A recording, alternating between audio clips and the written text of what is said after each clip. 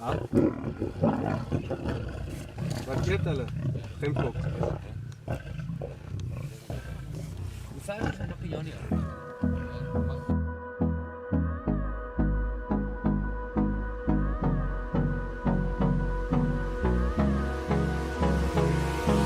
Hold me close till I get up. Time is barely on our side. I don't wanna waste what's left. The storms we chase are leading us, and love is all we'll ever trust. Yeah, no, I don't wanna waste what's left. And on we'll go, through the wastelands, through the highways, till my shadow turns to sun rays. And on we'll go, through the wastelands, through the highways, and on we'll go.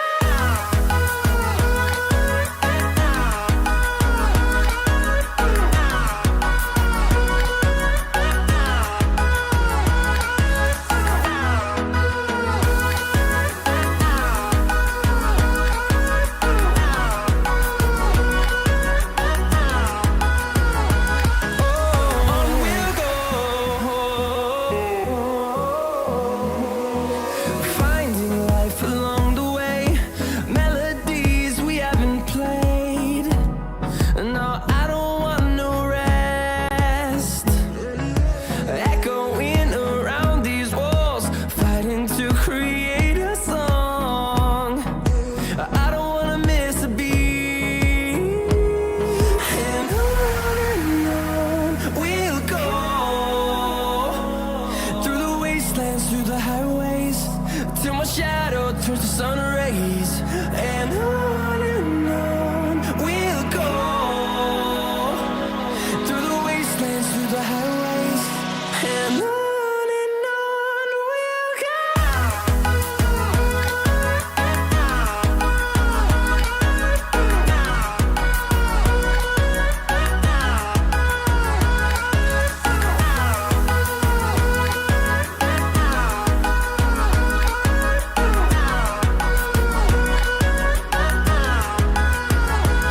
And we'll grow in number, fueled by them to see the horizon, turn us to thousands. And we'll grow in number, fueled by them to see the horizon, turn us to thousands. And on we'll go, through the wastelands, through the highways, till my shadow turns to sun rays. And on we'll go, through the wastelands, through the highways, and on we'll go.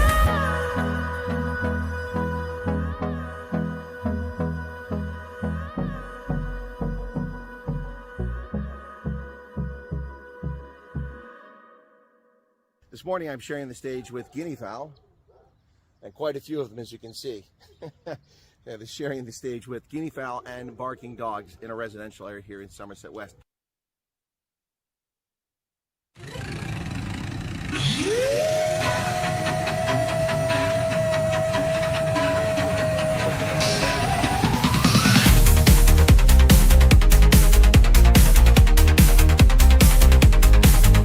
In the heart of shadows where headlines grow, a name engraved in whispers and undertow. Ambassador, no title, now it seems so stark.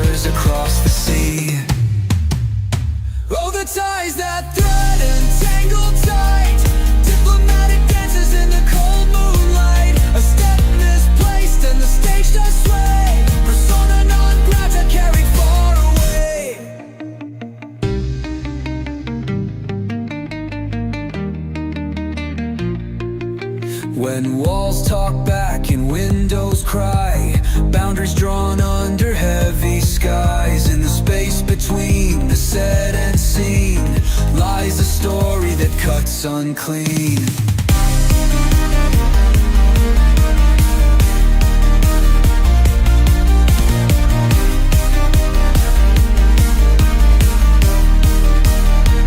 Hold the ties that thread entangled tight. Diplomatic dances in the cold moonlight. A step misplaced and the stage does sway. Persona non grata carried far away.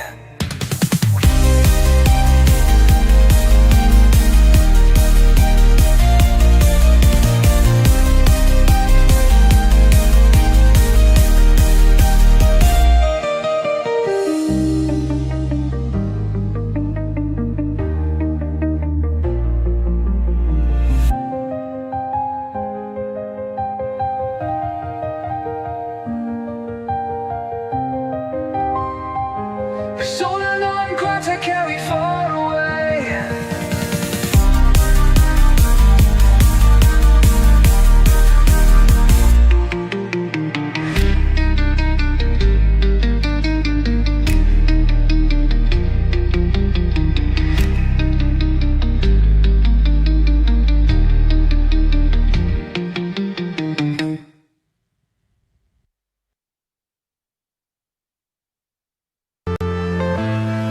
I'm saying bye to all the lies and all the times you cried, saying that I wasn't right, yet I was right by your side. You manipulator, playing games, your friends commentators, and I don't know what you say about our private conversations, but it's got them hating. Thanks to all the rumors you be claiming, it's cool, I'm done with you, so they can throw you a celebration. You gon' hate it when you see me with somebody living better. I'm trying to tell you that me just doing me gon' have you jealous.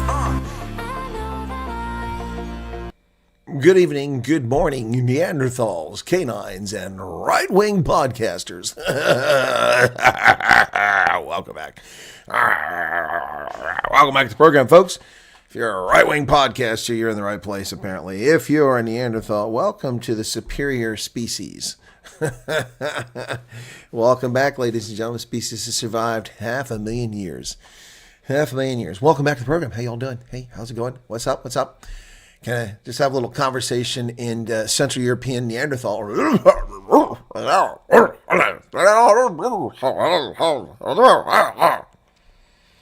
Thank you. I think you look pretty nice too. Anyway, folks, welcome back to the program. It is Wednesday evening, nearly Thursday. For some people in the future, it's already Thursday, but it's still Wednesday here for us on the East Coast. Later today, actually tomorrow, done at 22 minutes or 21 minutes. Later tomorrow, Neil DeBeer will be on the program. Jeremy Nell will be back on the program. I don't know when. We're working on it. He asked me to come back on, and then I offered a date, and he said no. And I offered another date, and he said no. So, damn it, pick a date, buddy. Jeremy Nell will be back on the program probably next week. And on Sunday, Neil DeBeer from the South African Chamber of Commerce USA will be on the program. Looking forward to that. That should be exciting. I'm debating about whether we'll have chat or not. People misbehaved last time. But Neil, I think, wants to go live and wants a large audience to hear what he had to say when he met with American officials at the embassy in Pretoria. So it should be interesting. After some of y'all rubbished him, what are they doing? Look, I'm not supporting or defending him, just saying that you were wrong. you were wrong. Anyway, Gideon Maloney, hello to you. Martin Lowe, Hakan Amen. Hey, Hakan, what's going on, man? 4 o'clock in the morning in Europe. Oh, boy, dude, that's really early. All right, Martin from Joe Berg, Xander, Thomas Holmes, Maeve Maroon, Hendo. There's my moderator extraordinaire, Hendo. Just a second here, folks.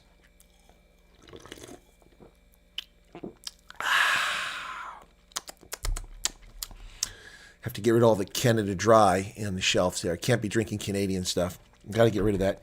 It's the enemy state to the north, fascists who are now reneging on their contract to buy hundreds of millions, billions of dollars worth of F-35 Joint Strike Fighters, the freeloaders from the north, not the Canadians. I'm talking about Ottawa, the government of Canada. So, Virtual Western Cape, welcome to you. AJ Quinn, Dan Bailey, and from Wyoming. Folks, if you come to America, ask for New Jersey, ask for Illinois, ask for Connecticut and Massachusetts. Those are the droids that you want. That's where you want to go. Okay? Just, all right, see if that works. Okay. All right, so Willem Janssen van Rensburg. Okay, Colonel, did you see what's currently happening in UFC? No, what happened to Dricus? I don't follow UFC. What happened to Dricus, Gideon? Renell, welcome to you. Broadcasting live from my tent in central Pennsylvania in the middle of a FEMA containment camp.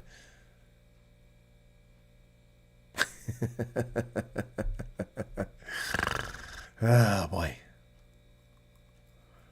Yeah, Hendo's, I don't know when Hendo wakes sleep. I never figured out his sleep patterns anyway. It's weird when he answers things. For real, Wesley Smith, I missed that. You're here. Chantel is here. I missed you too. Welcome to you. Francois Leroux, hello. Good morning to you. Oh, now you guys are switching off for cons. At this hour, that's a bit hard for me to keep up with. Let me try to do that. Jean Spence, who else we got over here? Jeremy's in from Indonesia. Welcome, Jeremy. The world's largest Muslim country, Indonesia. 240 million people, and I think most of those are Muslims. And Funk, welcome back to you again. And Rian332, I think Ronaldo was pleased to see on his channel earlier today. Holden Caulfield back again. Anton Els, Niels Han Dynasty. That's a different Han, though. That's not the same Han. The Han in China is H-A-N, but I think maybe that's part of the joke. German Han versus the Chinese Han. What the heck is Chris Law? God bless it. What is Chris Law's osmium? God bless it. What's going on here?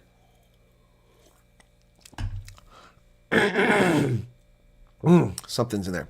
George, good morning to you. Inkwell Odyssey, good morning to you. Lynette Devet, Thomas Stassen, Chantal Fenta, Leslie Wust, Belinda Duplessis, Reina Fletch, Jorithra Haman, Chris Marie, Philip Devet, Chantal Fenta, Yvonne van der Wald. You're welcome. Stefan, hello to you. Scooby-Doobers, Niels Becker, Anton Els. Okay. All right, catching up here, jumping ahead a little bit. That's Corb. Cool in the gang. Cool in the gang, yeah, man. Some good music there. Cool in the gang. That's great days, man. Back in the day, Cool in the gang. I had some good stuff. Let's see what we got here.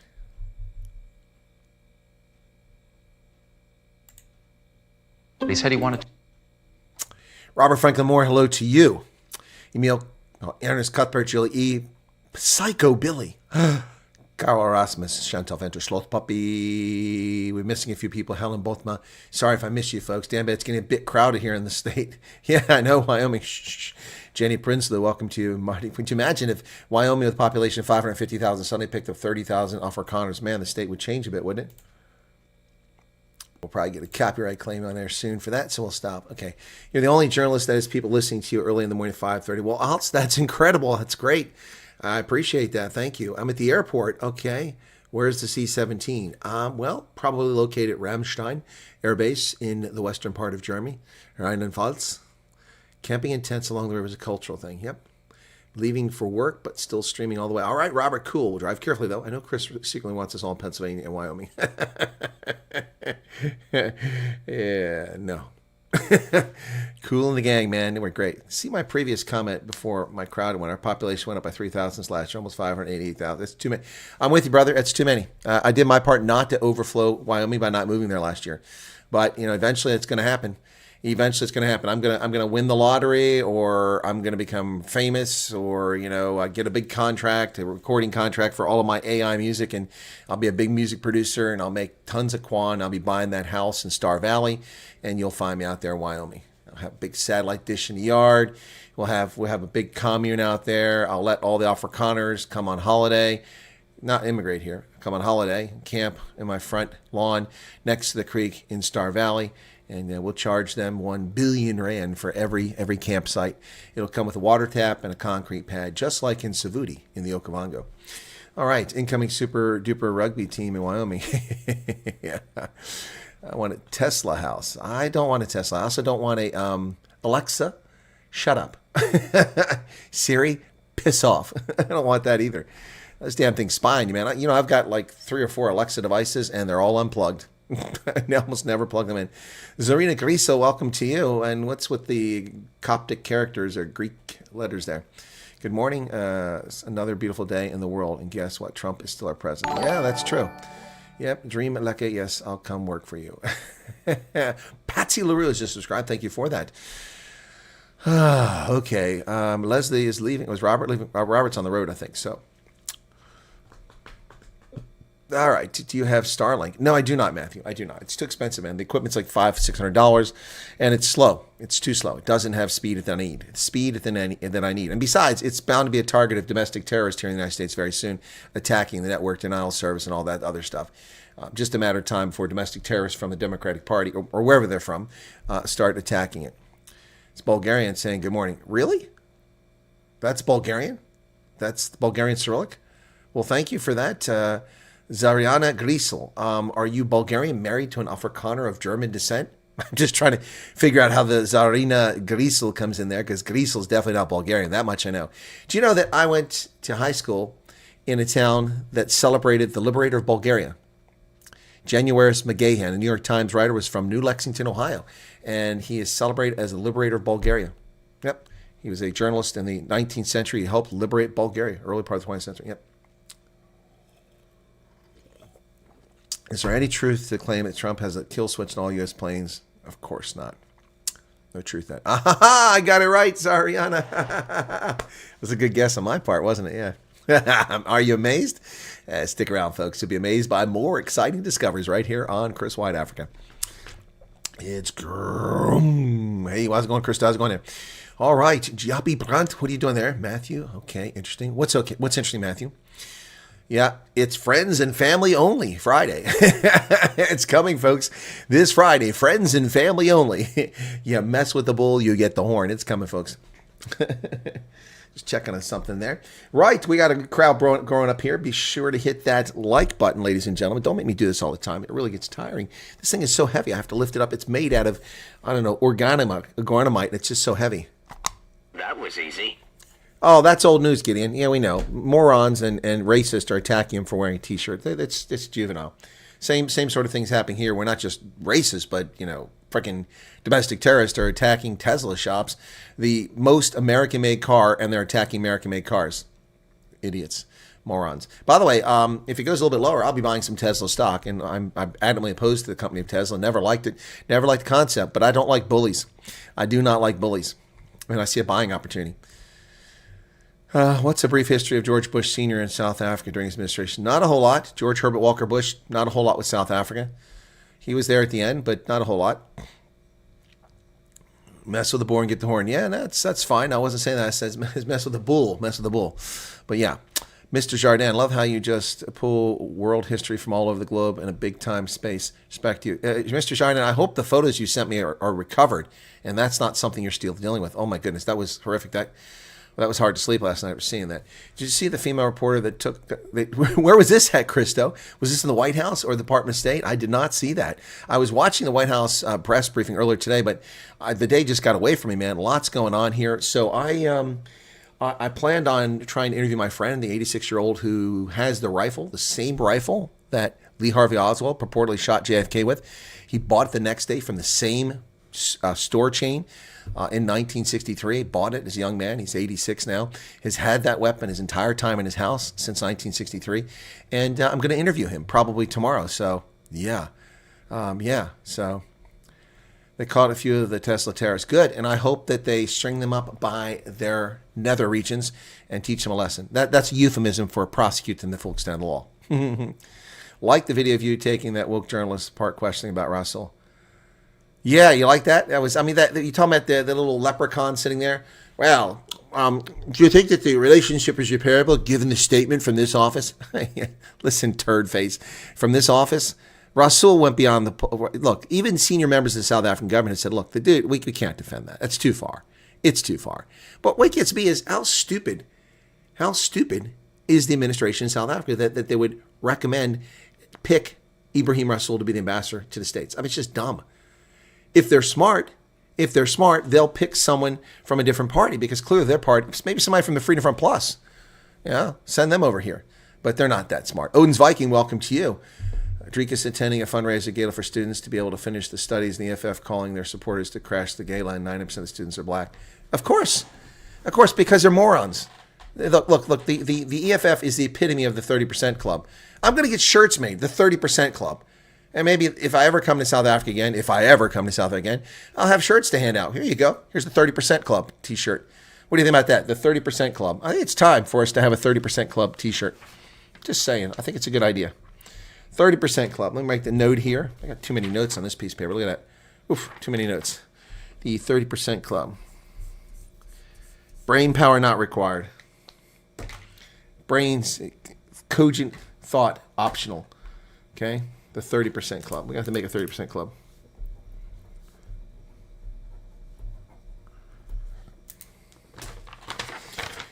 Minister Angie Mocheka. That's right.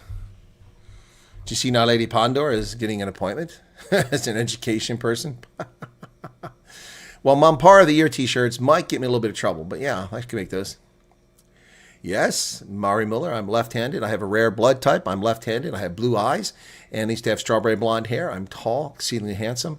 Such a rare quality in this world. Rebel Refugees here. Yolan was briefly the 1%er until the crap hit the fan and biker war almost broke out. Oh my goodness, Psychobilly.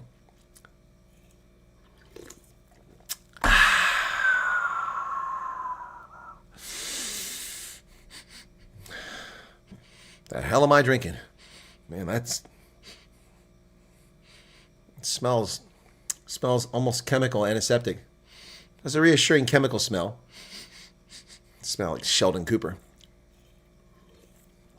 Theft from government by business people is getting out of control, and Johannesburg is collapsing right in front of our eyes. But Saragora, that's not important. We must rename Santon Drive to Leila Khalid Drive, our hailed and exalted terrorist.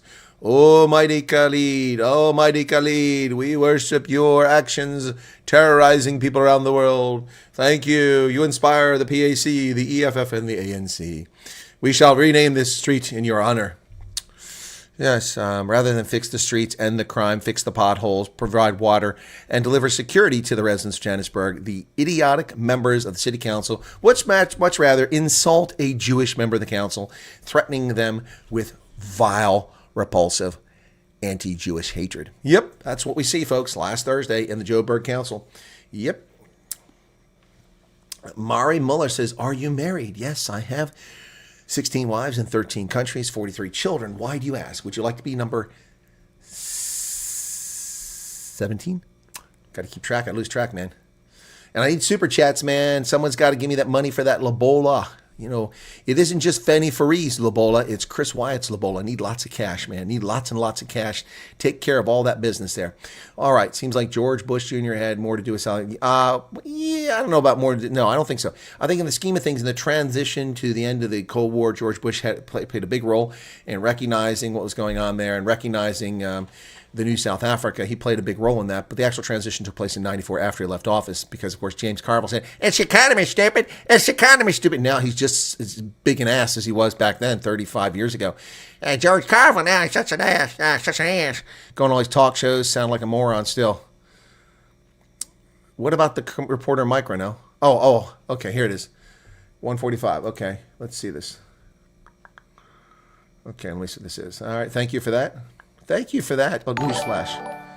That channel has 23,000 subscribers. Oh, it's Joe. It's Joe Emilio. Oh, yeah. This is old news. This is from several days ago. Yeah, they're very disrespectful and rude. Yeah, okay. Joe, I hope you don't mind me paying your content. Thank you. Respectfully, Minister, I believe the establishment of the Government of National Unity speaks to SA's decreasing trust in national government's competency in exercising proper authority, control, and upholding the rule of law. And as was alluded in the invitation... See, I just want to point out, like, this is why I don't think she's a lefty journalist, is because she actually is calling out the GNU. Right, she's not saying that they're still incompetent, that there's no I haven't covered this yet. I saw this clip. Someone sent it to me when it happened. It's happened days ago. She's right. Public discussion, there are factions in society that views this expropriation without compensation and as a wolf dressed in sheep's clothing. I mean, again, you don't hear journalists say this. She's being honest about the Expropriation Act and saying that some people believe it is a wolf dressed in sheep's clothing. Excellent. This act arguably sets a dangerous Look at them, they're already shaking their heads. Look at the racists already shaking their heads. The racists getting ready for what they're going to do. And again, she's saying that this act might embolden some citizens to take the law into their own hands. Which it's already happened. Take land. And that's exactly what we've been seeing. And Yeah, you it's can already see some happened. people in the crowd are already shaking their head. So my question is, how can national government absolutely guarantee the protection of private property that is vulnerable to potential illegal land? Here they come. Racist, the whole lot of them.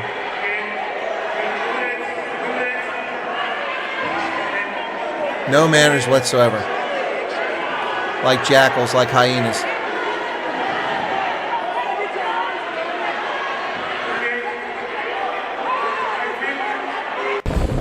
We're in enemy territory. That's funny, Joe.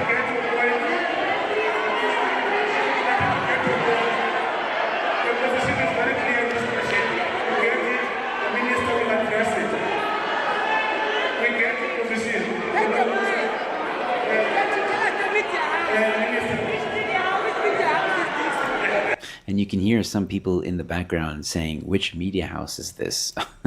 I wonder if it's EF. Yeah, no, I saw that. I haven't covered it. I mean, look, guys, I got a million things to do. Look at my videos I'm putting out. I saw it, and it was I got it from a TikTok that someone posted. The journalist was a different woman, a skinny woman that started the whole thing off, and it was on TikTok. That's old news. That happened a couple days ago. Doesn't mean it's not worth reporting. It just means I've been a little bit busy, so I hadn't got around to it. Yeah, no, that's just racist, and those people are just bigots and asses. Yeah, not a surprise there. Sorry, Joe, to steal your content. It wasn't my intent. I didn't know it was from Joe. Ronell set me up there, so the copyright strike should be directed to Ronell, not to me. Why is Israel giving America so much money? Well, why does Israel give Egypt so money? Why do you ask a question like that, EB16, if you don't know? How much money are they giving to Egypt? How much money do they give Egypt? $1.6 billion a year, minimum. So why is America giving Israel so much? Because Israel's under attack by Iran, by Hamas, by Hezbollah. Yeah, so that's why. The only democracy in the region. Imagine brain stirs with 30% pass rate. Exactly. Imagine an engineer building a bridge that you have to go. Imagine a designer designing an engine to go on an aircraft that you have to fly on. Yeah, rename Santon Drive to Trump Drive. Now, Zandile Gumeira. No, Durban's dead. Courtesy of Zandile Gumeira and her lot. Worst day in South African history. Which day is that, Sariana? Modest Potgieter with a 35 Rand super chat. Sorry, I didn't see that. Apparently there's a Trump road already in South. Really? Wow. Didn't know that. Off to work, says Michael Neustadt. Welcome to you, Michael. Hakan Engman. I don't know what the key number 35 is, man. What are you talking about there? You throw me off.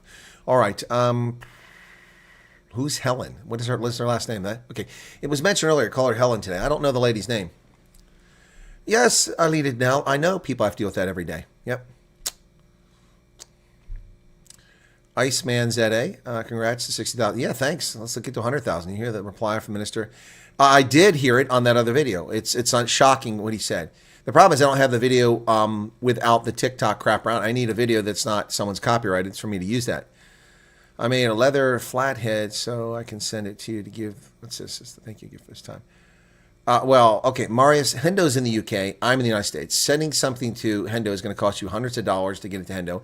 It's going to cost him hundreds of dollars to get it to me. So just hold off on it. If I ever come back to South Africa, you can give it to me in person.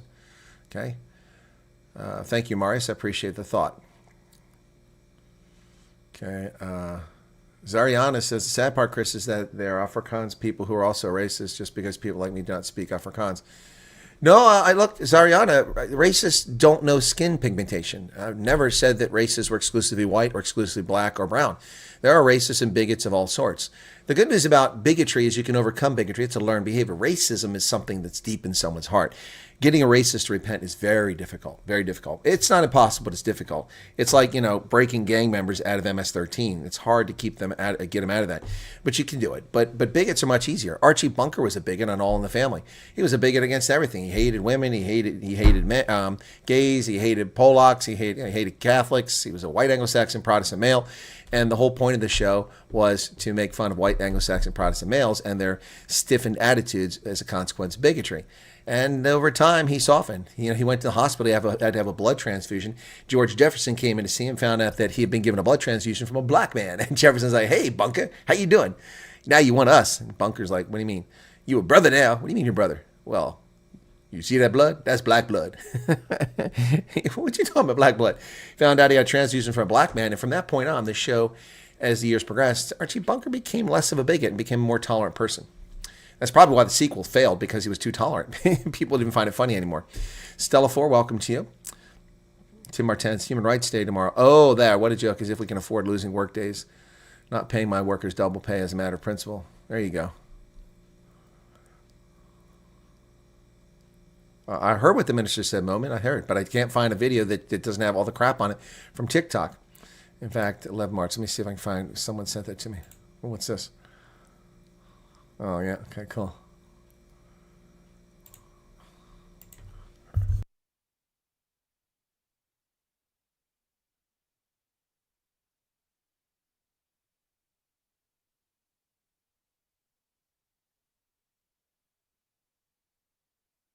All right, I'm trying to find somewhere I've got this. I'm looking to see if I still have it. I don't know if I saved it, because a week ago it's going to be way back in the file.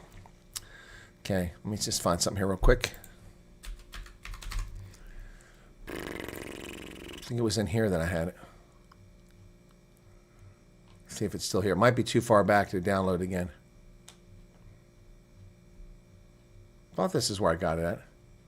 Maybe I didn't.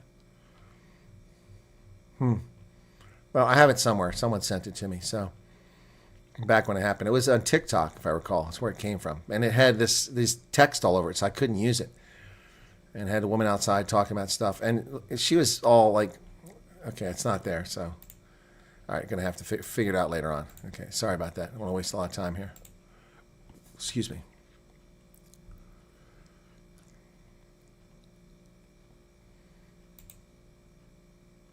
Okay, there's the gift for me. Wow, that's very kind of you. Thank you. I see it. So it's sent in a picture there. Okay, Julie, Scientist Long Weekend, 1994 of the year. Just makes South Africa 52nd state. We don't have a 51st yet, Mr. Jardin. Racism is a ligament of the imagination. Why is Hunter Biden South Africa? Well, because his wife is South African born, and they're visiting her family, I would guess. She's American, but she's naturalized.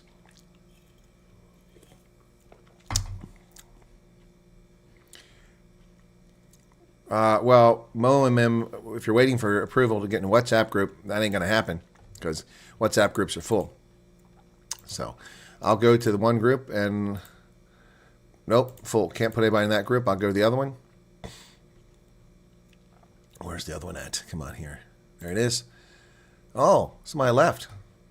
So let's see. I'll see if I can get some members. Well, there's nobody there trying to get in. So if you want to get in, there's how many seats? I got space for 2 people. Here's the group. 2 people can get in there. You'll get in. There you go.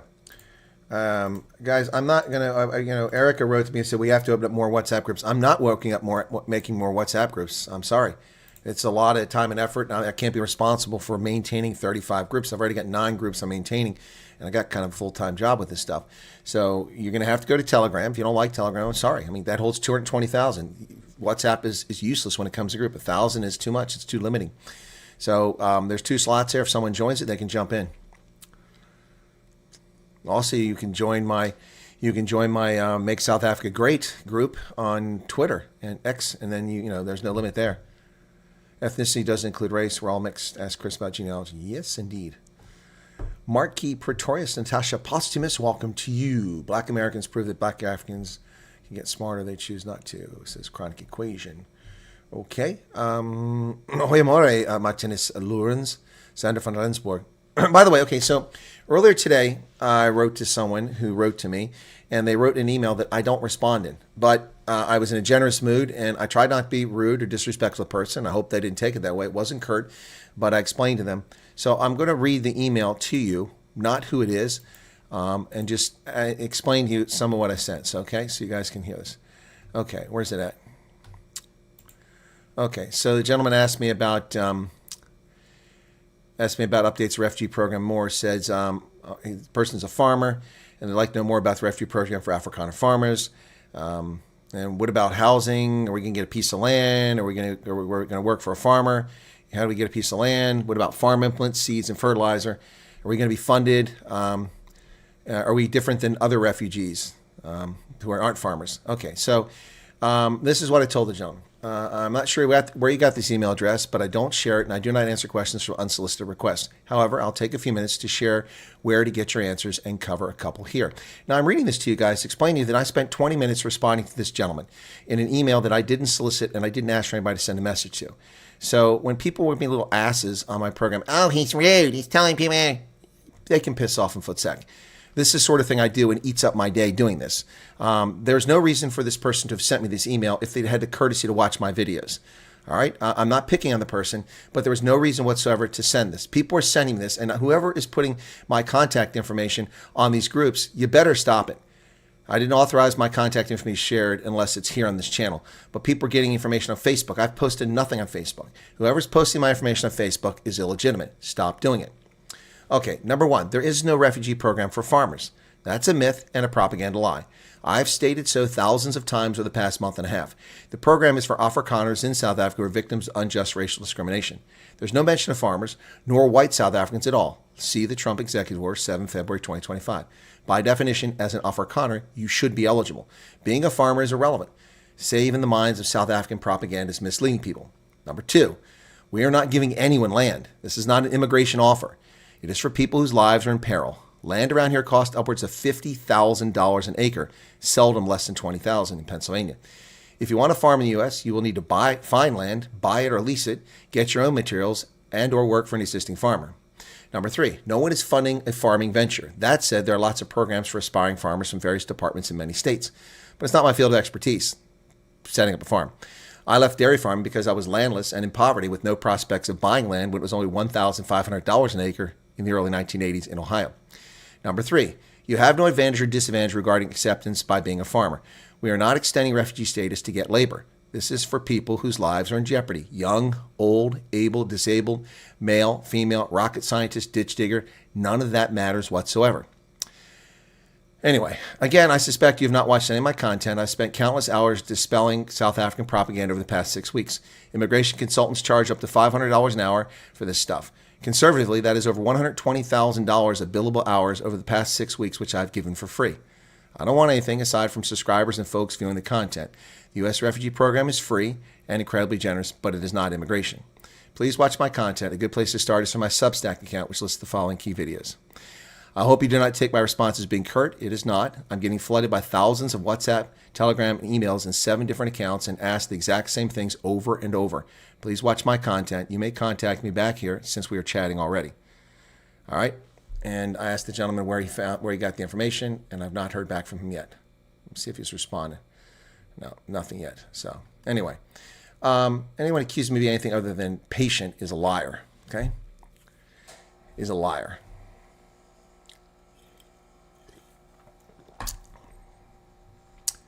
Helen Bosov, thank you for that copy. Helen Bosov. Okay. All right, let me see if anybody tried to join that group since I sent that link out. Oh, jeez.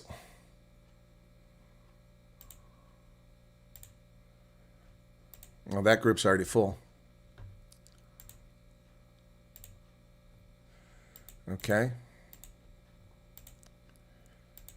No, it's already full. One of my admins already taken care of it, so it's already filled up. So if you got in, you got in. If you didn't, you didn't. That's it. It's why we don't do. This is annoying. I mean, I've been adding people all the time. So both groups are full. So that group's full again. Members. 1,025. That's all I can put in there. Sorry. If you got in, you got in. But, you're talking about sending me something. You don't even understand the purpose of the group then. Those groups are not to send things. So I wasn't paying attention. If you're trying to send me something in those groups, you can't post in there. Those groups are only for me and my admins to post something so that nobody puts, because the other group's out of control. Erica created a group when this whole thing started. She put my name up there and said Colonel Wyatt's refugee group. Don't do that. We took care of that. She changed the name. I didn't authorize that. We took care of it straight away. And because I don't want to be associated with that. I have no control of that. And then all these people are posting crap and they're all kinds of nonsense and this and that. Everybody's an expert. They're all barracks lawyers, shithouse lawyers. And now, so when I created a group, I did it because that group was full of shit and people talking all kinds of nonsense. And you're fine and welcome to do that. but I'm not going to be associated with something where people are spreading misinformation. So I created a group and it filled up instantaneously. So I created a second group and it filled up almost as quick. And then I quickly realized I can't maintain 100 different WhatsApp groups just for people's edification. I have to go in and post the things every single time I do something in there. And it's very, very time consuming. Telegram, and look, my patience is wearing thin on this too. I don't know what people's problem is with Telegram. Well, download the damn app and use it. Okay? If you want those updates, either join my Twitter group where you'll get it because I post everything, my Twitter account, follow me on Twitter, or join the Telegram group.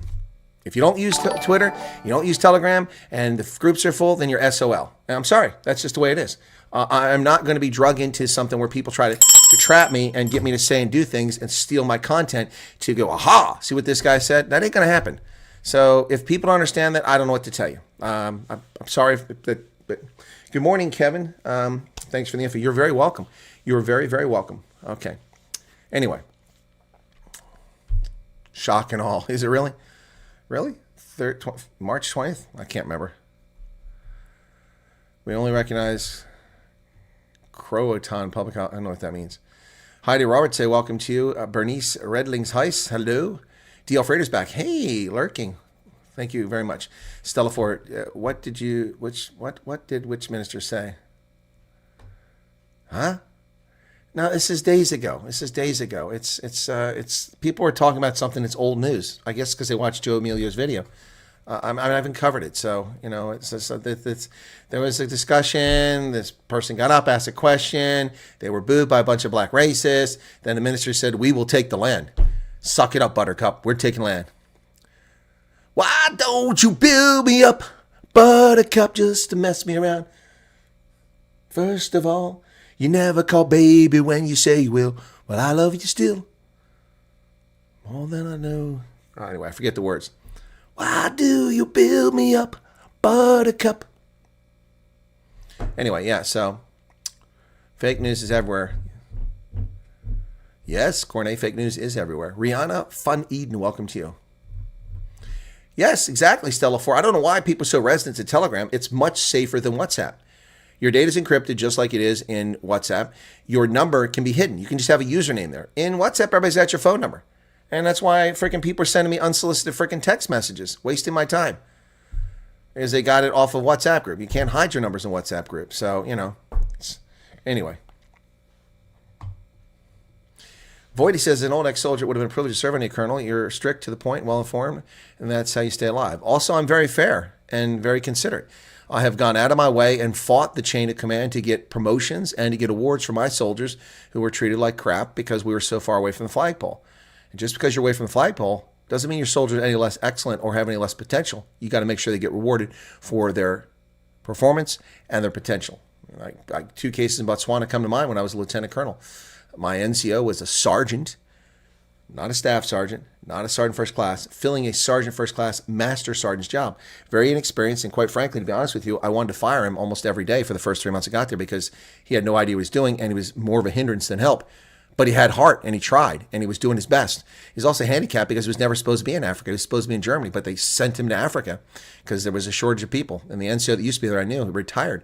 So they sent him there. I came there, and he tried, and I didn't give up on him. And he turned out being a great team member. He wound up managing projects for hundreds of thousands of dollars that someone much senior with 15 or 20 years more experience had done. So when I put him for an award at the end of his tour, I put him in for a meritorious service medal, Defense Meritorious Service Medal, and it was rejected. And they had just come up with the, hang on a second, what the hell is that? I hope that's rice. Yes, that's right. Was that rice? I don't know if that's rice or not. What the hell that is. Anyway, so they just come up with awards policy for the brand new U.S. Africa Command, and it got rejected. And I said, no. So I called the Sergeant Major up. Sergeant Major Ripka. I said, Sergeant Major, yeah, it's Colonel Wyatt. Listen, I submitted this award, and it got rejected perfunctory. I followed the process, and it didn't come back to me the way they said it was supposed to. He said, let me look into it. He said, sir, this is wrong. This is a great write-up. The soldier deserves that award. We're going to reconvene the board and make sure he gets it. I said, thank you, Sergeant Major. And so he got his defense meritorious. So I have never seen a sergeant E5 ever get it at MSM, a defense meritorious. I'm sure they get them, but it's unusual. Then I had a major in the North Carolina National Guard who I really couldn't stand personally for a while there. I mean, he's a decent guy, but he annoyed the hell out of me. Anthony Mayer, I salute you, Colonel. Thank you for your input. He annoyed the hell out of me. I never gave him that impression or told him that, but it really drove me nuts because I got there and there was a gap between my predecessor and myself, and he was there. So while I was gone, he did a yeoman's work filling in for my predecessor, filling that gap and taking care of things that I should have been taking care of. I arrived because I had been rebuilding the Armed Force Library, so I arrived much later than I was supposed to as I finished getting the 1st Battalion activated. So I came and he kept doing my job. I had to pull him aside and say, okay, listen, you're not the chief. I'm the chief, in a polite way. Knock it off. And oh, by the way, why didn't you inform me this? I'm not just sitting in office collecting a paycheck. It's my job to do that. And it was hard for him to let go of that. And really, in other circumstances, somebody would have fired him. But I didn't. And I could see from what he was doing, he had the potential to be lieutenant colonel. And he eventually became lieutenant colonel in North Carolina National Guard. But when I put his evaluation in, the Africa Command kicked it back and downgraded it from a top block, the highest recommendation, to the second highest, which is good, but not great. You want to get promoted? You need great. And you consistently get great. Not good. Good's not good enough. You got to get great. So I argued it. I went back and I said, why is this way? And I was told, well, you have to understand, he's in the reserve forces and we have to save those for our active duty officers. And I said, whoa, no. One team, one fight. Army, Army Reserve, Army National Guard. One team, one fight. We are one team. Being a lieutenant colonel in any one of those components is the same thing. Being a colonel in any one of those components is the same thing. We must pick the best and brightest with the most potential. And it's unjust to not give this officer that. Now, if you don't agree with my assessment and say that I'm wrong, that he's an above center mast, he's a top block, then tell me that. But you didn't tell me that. You agree with my assessment, but you said he doesn't get one because he's not one of us. Bullshit. And so I took that to the general. And by the way, I put my own evaluation at risk because who knows what the general was going to do. And I needed above center mast for my next one because I was going to the promotion board. And I said, no, this guy needs above center mast. The general agreed with me. And oh, by the way, apparently he was a smart guy too. He didn't take it personally because I wasn't rude to him. When it was my turn, I had earned above center mast and I got it. So when I went to my promotion board, they look at your last 10 evaluations. We call them OERs, Officer Evaluation Report, OER. And they're usually annual or if you change a job. So you get one once a year no matter what. And if you change jobs, you get one after 3, 6, 9 months, whatever it is. So my last 10 OERs stretched back over about 10 years. Now, you have a rater. That's a person is your boss. They write you. What they write really doesn't matter for the Army. It's the senior rater, the person above you that rates a broader pool of officers, all in the ranks, different ranks. And what they say is what ultimately matters, where you wind up on the back of that pyramid. If you're at the top of the pyramid, oh, that's good.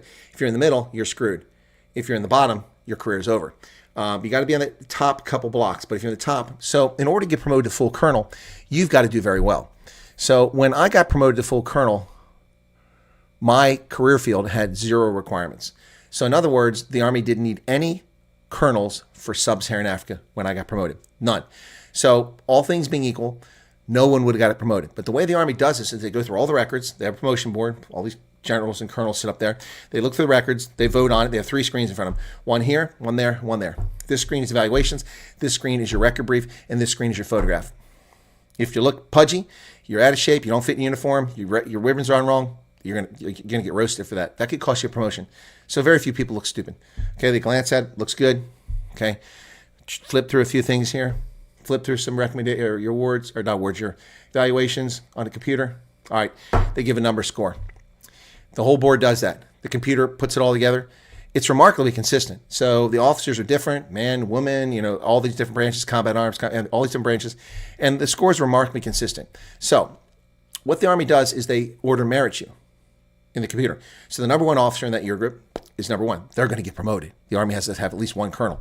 And they go through the list. Wherever you fall in the order of merit is where you fall. Then they look at how many promotions do we need this year. We need 42 infantry, we need 16 intelligence, 25 quartermaster, 30 transportation, 5 foreign area officers. They look through. All right, that's the floor. Okay, so they need, let's say, 156 officers. That's the floor. In my year group, I think it was 158 floor. So I need 158 colonels. Okay, so thank you, George. 150. If I'm boring you guys, let me know. Okay, if this is boring you. Okay. Yeah. Anyway, so 158. Let's say that was a number, okay? Now that's out of hundreds of people being considered. So they go through. Now, because I was in a career field that had no requirement for promotion, There was nobody in my Africa that was in 150 plus. So let's say 160 for clarity's sake. 0 out of 160. So the only way I can get promoted is to be one of the best 160 officers, 1 or 158, 160, 120, 78. I have to be one of those. Otherwise, I won't get promoted. And if you don't get promoted the first time, your chances of making it the next year are 20% or less. So you basically have to get promoted the first time or you're done. So when I went to the board, of my last 10 evaluations, 9 of them were in the very top. And those 9 in the very top were from 7 different senior raters. Now that's unheard of. Most people go to the assignment to get the senior rater for three awards or three reports or 4 reports. Some people go on assignment to do 4 different jobs in 3 years and they get 4 reports from the same senior rater. And that senior rater may like you or may think you're a stud and you get above center mass all the time. So that's easy. But when you move around to different places and have different senior raters who are 3 and 4 star generals, 2, 3 and 4 star generals, which I had, that's hard, especially when you're not a combat arms guy like I was. So look, I'm not boasting, but 9 out of 10. So I was in that 160 and I made colonel, even though there's no requirement. No one else in my year group made colonel that year. None from my career field. None. I think there were 8 of us considered. I was the only one who got promoted. None of them fell in the top 160, let's say. So it's not easy. There's 72,000 officers in the U.S. Army. And there are just 18 in what was my career field in active duty. 18 out of 72,000 officers. 18 out of 600,000 or 575,000 military personnel in the Army. Not easy, man. Not easy. Not easy.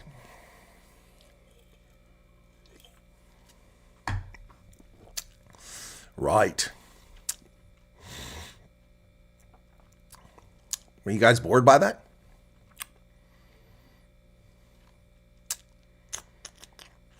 How's the Great British Caliphate? Gosh. Okay. Too many WhatsApp groups. Focus on YouTube and Telegram.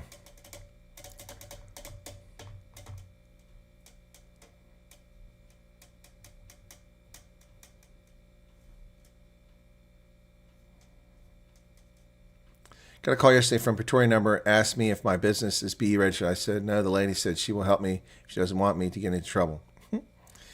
I would have said, what business? What are you talking about? This is a private number. Then when she calls back, and she said, hello, he said, hello. Oh, I was calling this business. Did you just call here? I told you it's a private number. Yes, but it's listed as a business. I said, well, that's the number changed. It's my private number now. Stop calling me. That's what you should do. Yep. Okay, 20 minutes to respond to an email is too long. Yeah, scientist, but people expect that. I don't know. I don't know what people think I do. Look, I'm not attacking the gentleman. I took the time to write to him, and it actually proved useful so I could read to you what I said to him tonight, so everybody could learn from that. But I mean, I'm getting thousands of those things, and I get people coming here pissed off. You're not responding to me. Chris ignored me. Didn't respond to my WhatsApp. Didn't respond to my email. Didn't respond to this. People, I mean, I got this stuff choking my communications net. I don't know where people get the impression that, I should have done this on a fee basis. Man, I'd be rich beyond belief right now if I charged people for this stuff. I can't even get super chats. I could have made a fortune charging people for this nonsense. And the longer it hangs out, the more money I could have come to South Africa on a flight, hung out in Pretoria, set up a shingle, opened an office and paid for it, and it would have paid for itself, telling people what's going on. Coming in, give me your payment, 500 Rand. No, that's nothing. It's $500 an hour, by the way. So, yeah, but anyway. Yeah, so, yeah.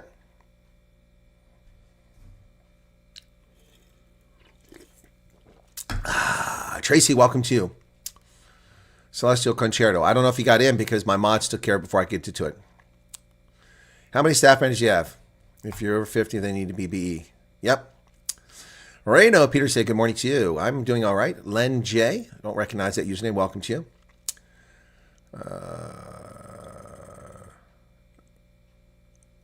Well, let her phone you back, Krista, and say, sorry, I'm not interested.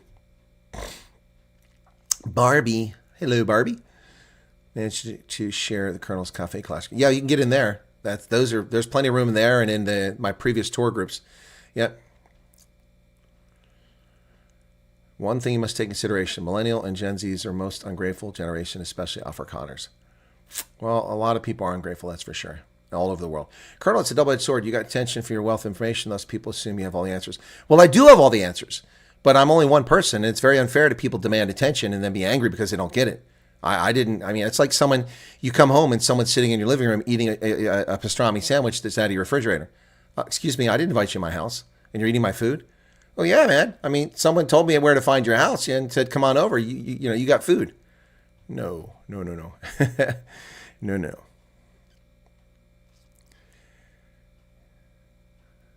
Yeah, don't pay that woman. Tell her to go foot sick. Yep, Telegram is much safer. Yep. A group for memes, that would be good. Rihanna Fanid, welcome to you. Fake news everywhere. Okay, I've already been down here. What happened? What is with this chat? It's back in the same place. You guys putting the same message in again and again? Will the Tesla terrorists get criminal record? Oh, yeah. They're going to go to federal penitentiary if convicted.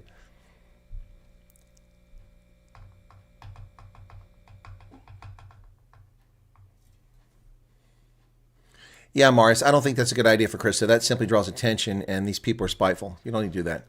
The guy from the Hudson Institute recommended targeted sanctions. Yeah, well, David, I recommended that a long time ago.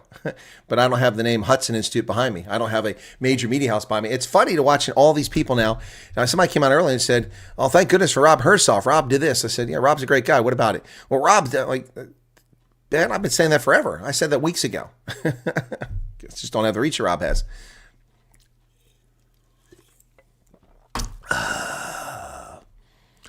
What's suspended? Yeah, Kobus, I know people do promote me. I appreciate that. Pastrami. I don't eat pastrami. I think it's kind of gross. I had it when I was younger. It's disgusting.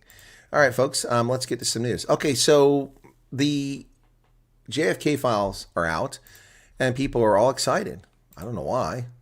So I did a video earlier. Some of you saw it. It was kind of a satire once again, but not everybody saw it. Yeah. So this is the first thing News 24 had to say about the JFK files. This is what they latched onto. This is so funny. Declassified documents confirm the CIA operated in Pretoria and Joburg. When? In 1963. U.S. government documents show that the Central Intelligence Agency operated in Pretoria and Johannesburg. The documents were declassified after instruction by President Donald Trump. While the declassified information doesn't provide timelines, historical and recent accounts and incidents show that the CIA and the FBI have worked within South Africa's borders. No. Did you know that German intelligence, British intelligence, Canadian intelligence, South African intelligence all operate within the United States borders? Did you know that? They do. Oh, my goodness. In one of the documents titled Field Distribution, that's not a title of a document. That's a destination. That's an address list. And I can prove it because the field distribution lists Pretoria, Joburg, Nairobi, Lagos, Rabat, and Salisbury. Salisbury? Oh, yeah. Harare. Yes, that's how long ago this was. The document subheading carries the words AF Division. AF. Absolutely fabulous. It's the Absolutely Fabulous Division. Yay! CIA. Absolutely fabulous. Yay! Now, News 24. The AF. Shh, don't tell anybody this, okay? I could get in trouble for telling you this, but I'm going to share it with you anyway, just because I know it's important. So just between us gals, okay? So AF means Africa Division. Shh, don't tell anybody. Africa. And EU doesn't stand for Euripides or the Eurythmics. Sweet dreams are made of these. You and I can disagree. Travel the world and the seven seas. Everybody's looking for something. Well, the CIA is looking for something apparently in South Africa, according to this sensationalist report about the CIA being active in South Africa. Well, the EU stands for the Europe Division. AF, Africa, EU, Europe. Don't tell anybody, okay? Shh. Okay. All right, so... yeah.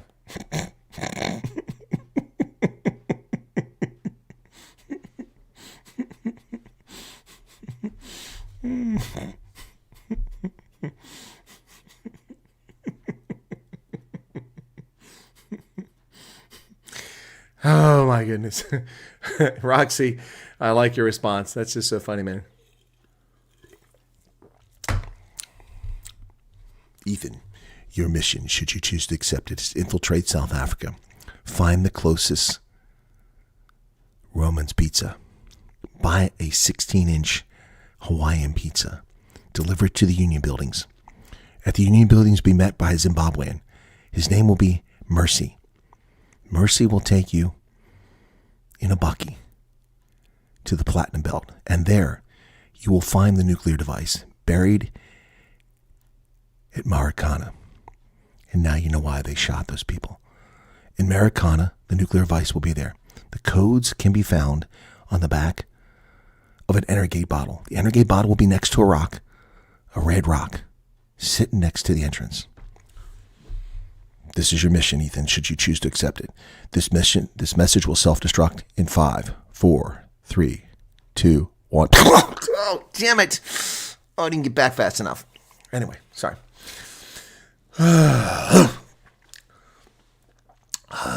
During the Cold War, there were so many spies. There are still so many spies all over the world, folks. You think there aren't? Good morning, Colonel. Hope you're well. Congrats on 60,000. Thank you for the passion. Trustworthy work. Passion, you're a legend. Let's get to 100,000. Thank you, Mornay Brits. I appreciate that. Between us gals. Yeah, it's just between us gals, Barbie. Just between us. Can we talk? Can we talk? The Holy Roman Empire. It wasn't holy, it wasn't Roman, and it wasn't an empire. Okay? It was an amalgamation of German states and northern Italian states, and it was like a confederation. But it sure as hell wasn't Roman. All the leaders were German. So how could it be Roman? Okay, talk amongst yourself. Okay? I'm going to take a break. Talk amongst yourselves. Coffee talk. 10 years old this month, and there's always stated on the website that my company only do merit-based employment. Okay, Marius, that's cool. Hawaiian pineapple. No, Psycho Billy. Yeah, there's a reason you got that name. Hawaiian pizza is the best. The best. Debonaires. Oh, dear God. Armand. Please, ladies and gentlemen. Okay, let me see. Let me do a quick check. Let me pull up my intelligence sources here. Armand is currently sitting in Brits. Okay. I got the address. Okay, Armand, we're sending a wagon for you now. Okay. Relax. When they arrive, those arms, you just slide your arms in. Don't worry. They'll go across your chest like this, and then they tie it in the back. That way you can't hurt yourself. We have a room for you at the Charlotte McKixa Hospital. Yes, you'll be taken to the Charlotte McKixa Hospital. Not in the ward that's still burnt, that hasn't been repaired from the ANC's failure to fix it. But we'll put you in a room, and it's going to be okay. And the stuff on the walls, in case you bang into them, don't worry. They're padded, okay? So, Armand, they're padded. And don't worry. We'll make sure you get lots of Hawaiian pizza while you're there.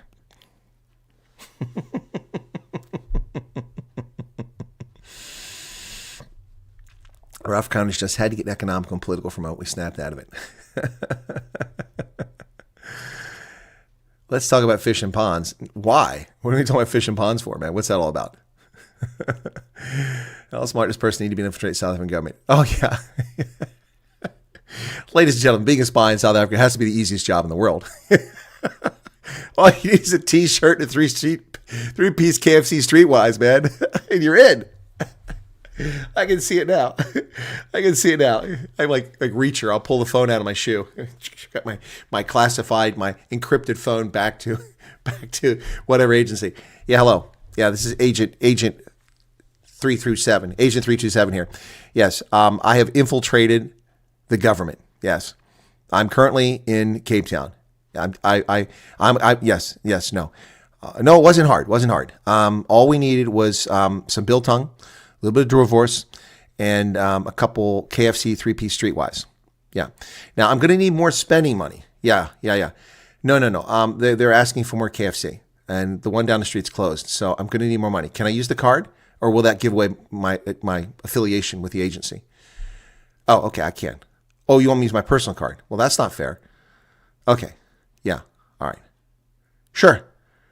Yeah, but I don't eat KFC. It's disgusting. Well, I mean, I can eat the Zinger burger, but that's about all I can tolerate. Okay. All right, cool. So, okay. Yeah, KFC. Got it. Thanks, boss. All right, folks, that was my boss at the secret agent there. There's another super chat from Teresa. 200 rand. Thanks for having me back. You're welcome. CIA is slipping. Charlotte McKixa Hospital doesn't have padded rooms. It's a Helen Joseph. Shh. Hotful, I know that. We can't give away our secrets. Do you think he's really going to Charlotte McKixa? He's going to Helen Joseph. Some guy picked up a security card and went through police and security at the ANC event and grabbed a beer for his tax money. Exactly. Can always tell about bass fishing when you get to the U.S. Yes. Paul Ferreira, welcome from Rustenburg. Overcast. Well, things are often overcast in Rustenburg. There's a dark cloud over Rustenburg. The platinum belt is gray today. If I want a fruit salad, order fruit salad, but meat is best on pizza. Well, a Hawaiian pizza has meat on it. Psycho Billy, it has meat. It's called Canadian bacon or ham. What else we got here? Sariana's laughing. What bass? Hope you guys are good. Debonair's is Debonair's is garbage. Debonair's like eating cardboard. You know, if you're going to have me eat Debonair's, I might as well just chew on this, you know.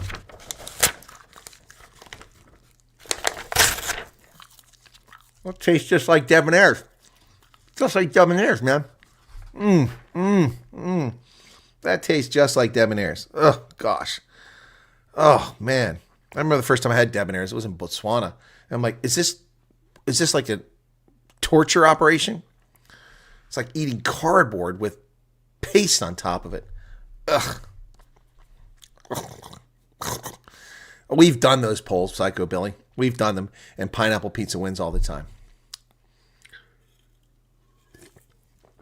And Natasha McGregor, you're spot on. It tastes like it. I am hungry, but not for cardboard. Debonair's the box tastes better. There we go. We'll hire Belle Pottinger for our campaign. Debonair's the box tastes better. Give that man a contract. Oh, anchovies. That's disgusting. Who would put anchovies on a pizza? Oh. Debonair's the box tastes better. Can you picture a little guy dressed up with his little waiter suit, comes over with a little tie, bow tie? The box tastes better. That's how I feel about McDonald's. Okay, that's fine. We're not talking about McDonald's, man. We're talking about Debonair's and Romans. Goodness, that feels the same as cats and dogs are finished. Now they're eating cardboard. We're going to have to get all the Kiffness. Hey, Dave, listen. They're not eating the dogs. They're not eating the cats. There are no dogs. There are no cats. They're not eating the dogs. They're eating the cats. There are no dogs and cats eaten in South Africa. They're eating the cardboard boxes from Debonair's. They're eating the cardboard boxes. I can see it. I should make a song. They're eating the cardboard boxes, not the pizza. They're eating the cardboard boxes, not the pizza. Spiral cut ham and pineapple's also delicious. Okay, keep the pizza. I'll just take the box.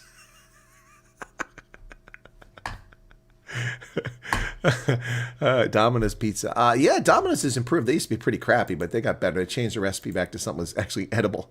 353 people currently here, 274 likes. Come on, quit being freeloaders, folks. Hit the button. Hit the button. That was easy. Colcaccio. We'll have to treat you to Panarotti's. Armand, Panarotti's was good 20 years ago. Panarotti's was good, or whenever it was. But my last couple experiences, Panarotti's, not so good. It's just filling and wasn't very tasteful. I don't know if it just got to a bad Panarotti's, but my first Panarotti's was in, well, it was 15 years ago, not 20 years ago. It was in Namibia, in Windhoek. I went to Panarotti's, and it was awesome. So good. Yum, yum, yum, yum, yum. Get in my belly. Do the rats in New York come in boxes? No.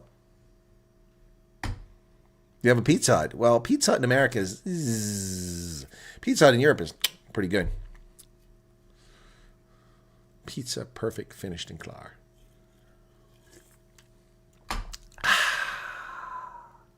Don't give people ideas. Right. Okay, enough of the pizza talk. So News 24 thinks it's a big deal that the CIA operates or operated in South Africa. Now, I can neither confirm nor deny whether they're present in South Africa. Roman's Pizza is the best. Thank you, Herman Lou. There you go. We'll go to Roman's, man. All right, 10 big revelations according to the Washington Times, a conservative outlet. Let's see what they say. Where were you stationed in the 1980s? In Fort Leonard Wood for basic training, Fort Gordon for advanced individual training for the Signal Corps, and Bad Kreuznach, Germany for the active duty in Germany, then in the National Guard in Ohio, and then back in the Army at Fort Huachuca. That was my 80s at my mom's house. All right. Big 10 revelations. President Trump declassified 64,000 pages of government information related to President Kennedy's assassination. The latest batch of documents came from government investigation of Lee Harvey Oswald and his ties to the Soviet Union. Okay, the new file includes random, seemingly unrelated materials, among them an odd letter to then Senator Joseph R. Biden, signed by someone claiming to be John F. Kennedy Jr. Okay, so Oswald had terrible aim. The Warren Commission investigated the Kennedy assassination concluded Oswald acted alone, firing a rifle at the president from the 6th floor of the Texas School Book Depository. But according to a report from a former KGB agent, the KGB watched him closely while he was in the Soviet Union from 59 to 61. They noted Oswald was a poor shot when he tried target firing. His wife was tough on him. While in the Soviet Union, the KGB noted that Oswald had a stormy relationship with his Soviet wife, who rode him incessantly. The FBI and Dallas police were warned Oswald would be killed. On November 24, 1963, a memo from FBI Director J. Edgar Hoover describes a November 23 call to the FBI field office in Dallas from a man talking in a calm voice and saying he was a member of a committee organized to kill Oswald. Hoover said he immediately alerted Dallas police who assured him Oswald would be protected. On November 23rd, Dallas nightclub owner Jack Ruby shot Oswald in the stomach as he was escorted through a police station.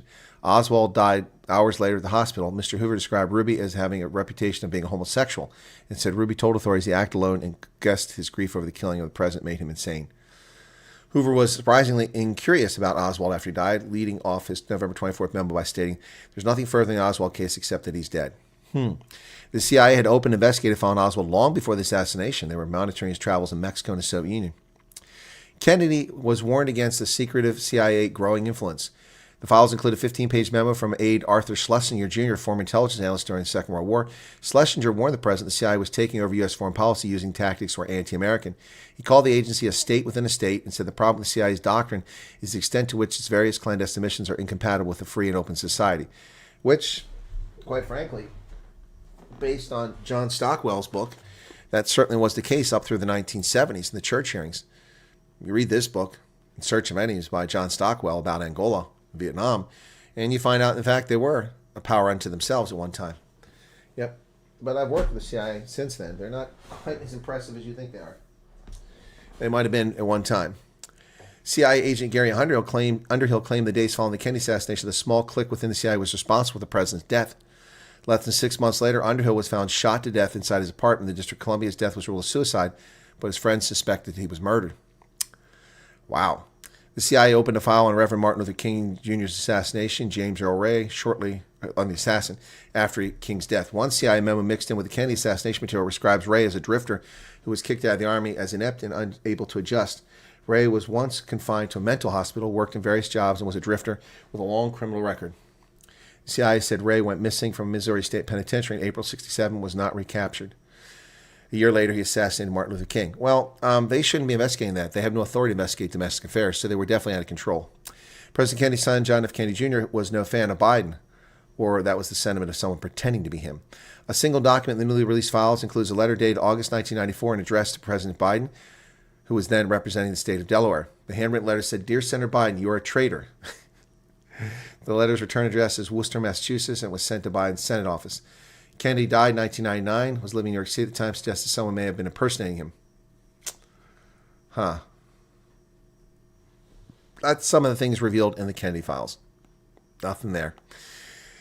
Nothing there.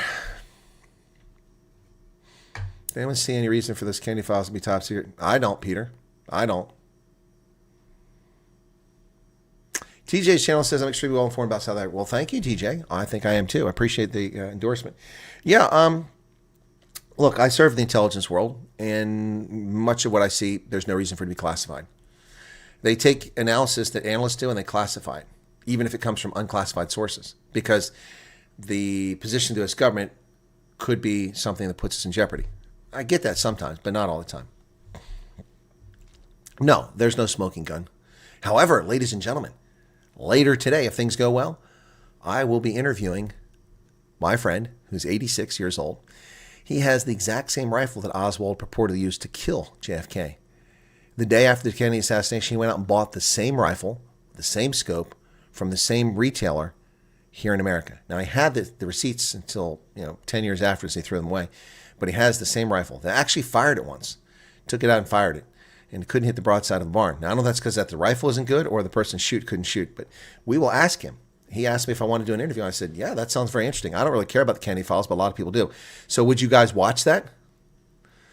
Comments on a video about the refugees are getting heat.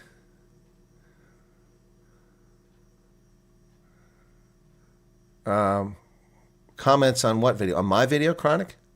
Then don't comment, man. Good morning, Stephen Nordkia. How are you?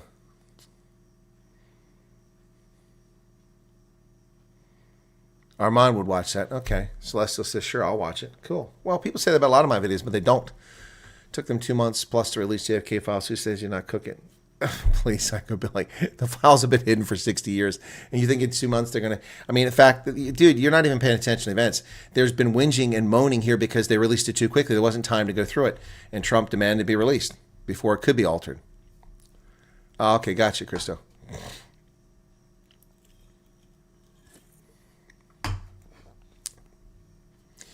Kub Oosthuizen says, curious, if you were still with the government, would you be allowed to do this? Would your analysis on South Africa be exclusive right of the government? Would I be allowed to go on social media and speak the way I speak? No. Why do you think that I'm not famous? Let me explain. Okay, so when Tim Pool and Steven Crowder and Dinesh D'Souza, who actually has real credentials, so I'm just putting him in here because he's famous, but not because he's not qualified. Dinesh is impeccably qualified. When these other people got on social media, most of them have no background in anything, and they used YouTube and Twitter when they were in their nascent stages. They needed people, so there was no censorship. You could say and do what you wanted for the most part on YouTube. They built a following because they did. Tim Pool sat there with his Dan Quarter little beanie on his head and reads the news and offers his opinion. But what is his opinion? What has he done? Nothing wrong with it. I'm just saying that's what we did. So he became popular, and so did Crowder, and so did all these other people. Became big. Ben Shapiro is also eminently qualified. He's also really qualified. But these people became famous. Well, I was in the intelligence world. I can't be going on social media and telling people stuff. You can't do that. Yeah, anyway. So I missed that window because I was still serving, defending the nation. I didn't retire until 2019. By then, the censorship regime had started because Trump was in office. And by the time I started broadcasting on YouTube, it was in full effect. And when I told the truth about the election in 2020, when I told the truth about the political scam related to COVID, a real disease, but the political scam was a scam, when I did that, I was censored and shut down and got shadow banned. And here I am now, 5 years later, just getting 60,000 when I should have been 60,000 by March of 2021. So yeah, no, I couldn't do that. And so now I'm a private citizen. I'm still a colonel. I could be recalled to active duty. And if I get recalled to active duty, I can't do this anymore. I can't do this anymore. I have to stop, full stop. Now I could still have social media accounts, but no, I can't. It can't be as open as I am right now.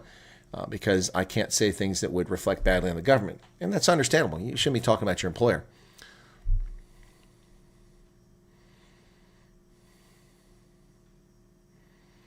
Should have released it day one to give people time to come. I think, Roxy, the JFK files are unimportant. It's a waste of time. It's a distraction. It was much more important to get control of the government and start cleaning up the budget and, getting control of our foreign policy, which is what he did. Hey, Rebecca, my addiction, wake up with your news and go to bed with your news. Thank you so much, Rebecca. I appreciate that. I'll watch simply because it's hard to find anything truthful on social media. Yeah. Yep. So he spent maybe $80. What, on that rifle? I have no idea, man. It was 1963. I wasn't even born yet. I don't know what a rifle cost in 1963. Let me see what the rifle is that Oswald used.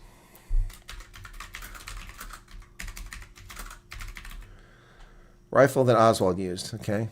Was an Italian Fucili di Frontera infantry rifle. Manufactured at the Royal Arms Factory in Terna. Okay. 6.5 millimeter.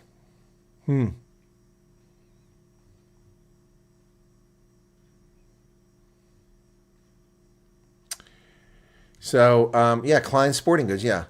March 2nd, 12th, 1963, he placed his second mail order. This time it was for mentioned 6.5 Italian carbine from Klein Sporting Goods located in Chicago. Yep. Klein Sporting Goods. Well, that's the same place my friend bought it from. Yeah, he told me all this stuff. These are, I don't know anything about the rifle. I didn't really pay attention. I don't care about the Oswald and Kennedy shooting. It has no impact on my life whatsoever. Never found it interesting as a historian. Klein Sporting Goods, yeah. Well, it's a Chicago-based sporting goods retailer known for selling the rifle used by Lee Harvey Oswald. Later closed its doors in 2004. Known for its extensive catalog featuring a wide array of sporting goods, including rifles, shotguns, fishing equipment, company based in Chicago. Yep.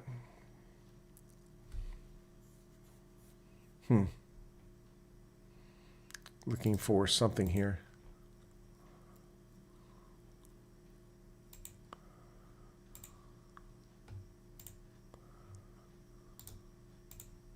Trying to zoom. Here's an advert. Okay, yeah, you said about $80. Yeah, here you go. Let's see. Zoom in a little bit here. There's the advert for Klein's. Okay. Well, that didn't work well. Hang on. Okay, here you go. So we can look at this. Okay. Received too late for hunting season. Klein's loss is your gain. All right. So, U.S. model 1917 for $30. A deluxe Marlin for $70. Enfield Sporter $20. M1 Garan $89. There it is, 6.5. Oh my, it's only $19. 12 something here. US or 6.5 Italian carbine. That's the one right here on the left-hand side, third one from the top.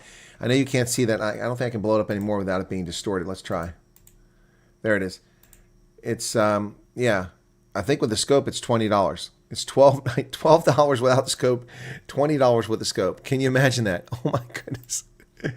You were wrong, man. You paid $80. He paid like $20 for it with the scope. Wow. $20 to kill the president of the United States. That's crazy. That's absolutely crazy, ladies and gentlemen. That's crazy. Man, crazy, crazy stuff. Wow. Wow. So there you go. What about private intelligence analysts? We use them extensively and saw that are their info classified. Well, it can be classified by the corporation. It's a business secret, but it's not state classified. Nick says, and as a colonel, you carry that title for life. Yeah, it's a flag officer point. Yeah, it is. In fact, our assignments in the U.S. Army are done by the flag officer guys. So when you become a full colonel, your records transfer from the field officer branch to the flag officer branch. You're not a flag officer, but you're treated. Your assignments, you're oftentimes were put in jobs at Generalsville. Yep. Hope they give Musk the key to the city for saving Strand. Yeah, no, but no, they're not even talking about Musk. They're not even giving any credit for it. Nope. They're not even mentioning Elon Musk and all the stories about the ship. By the way, did you guys see the dolphins? I finally found, let me see if I still got it here. I found the link to the dolphins. That was so cool. Let me see if I've got it here. Where is it at? Do I have it? No. Okay, let's get rid of this Klein's crap. It's in my way. JFK.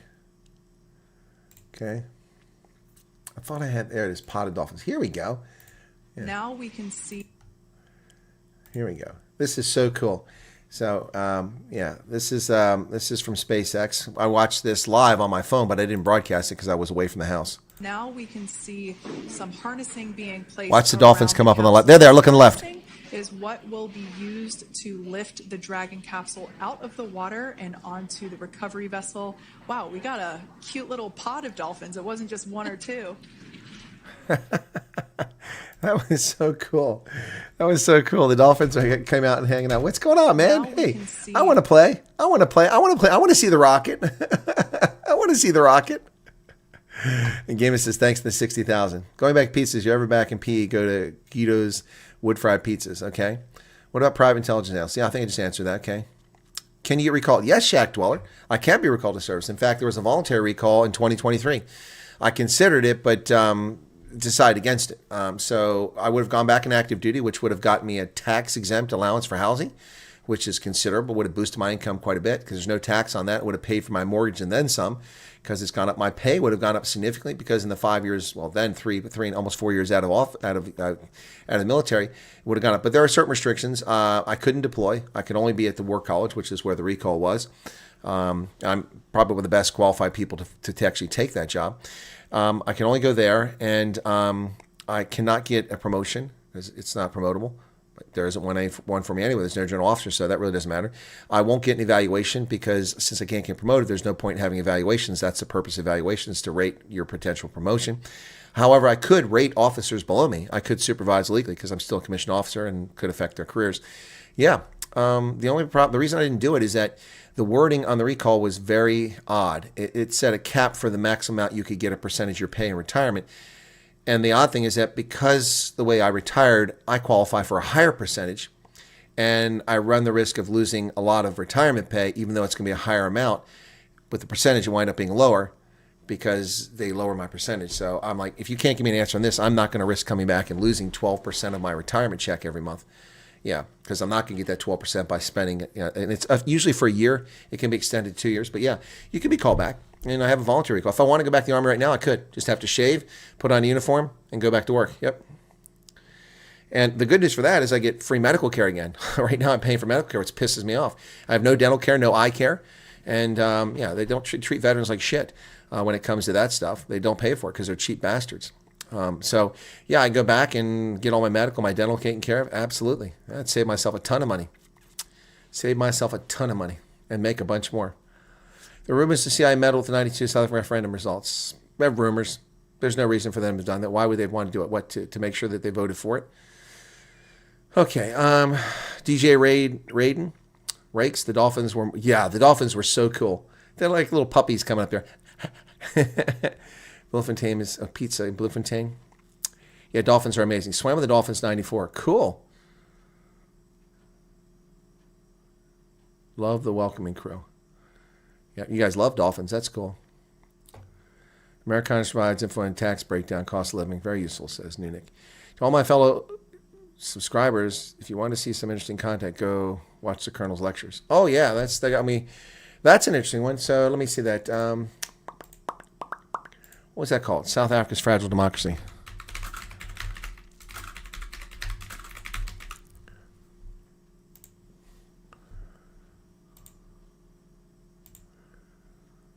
Great Decisions 2018. Here we go.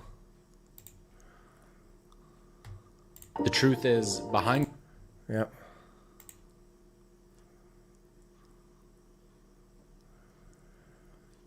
$3,000 views from 7 years ago.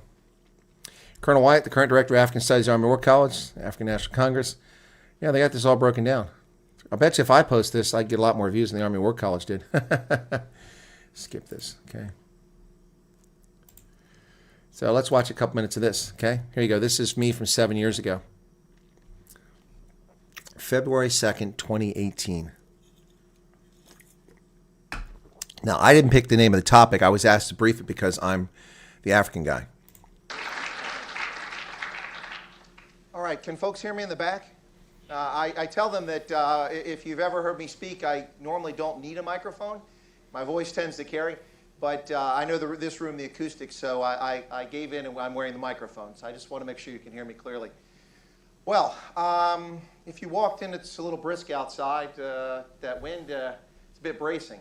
The ambient temperature, I think, is about 28 degrees. That's not too bad, but that wind, it's really cold out there. Contrast that with South Africa, where in the southern hemisphere, it's currently summertime. And people are enjoying 72-degree temperatures in Cape Town and about 80 degrees in the capital in Pretoria. So life's a little different on the other side of the world right now. Well, thank you kindly for that kind introduction. I do have a fair amount of experience on the continent, and I do tend to talk fast. So if I get too fast, just kind of raise your hand or do this like slow down sort of thing, okay? I get kind of excited. I'm very enthusiastic about Africa and South Africa in particular, which was my first love in Africa. Another thing is I like to connect with the audience, so if I walk amongst you, it's not because I'm a Lutheran minister, it's just because I like to... Holden, the reason it's all senior citizens is because this is during a work day. There are lots of retirement facilities nearby.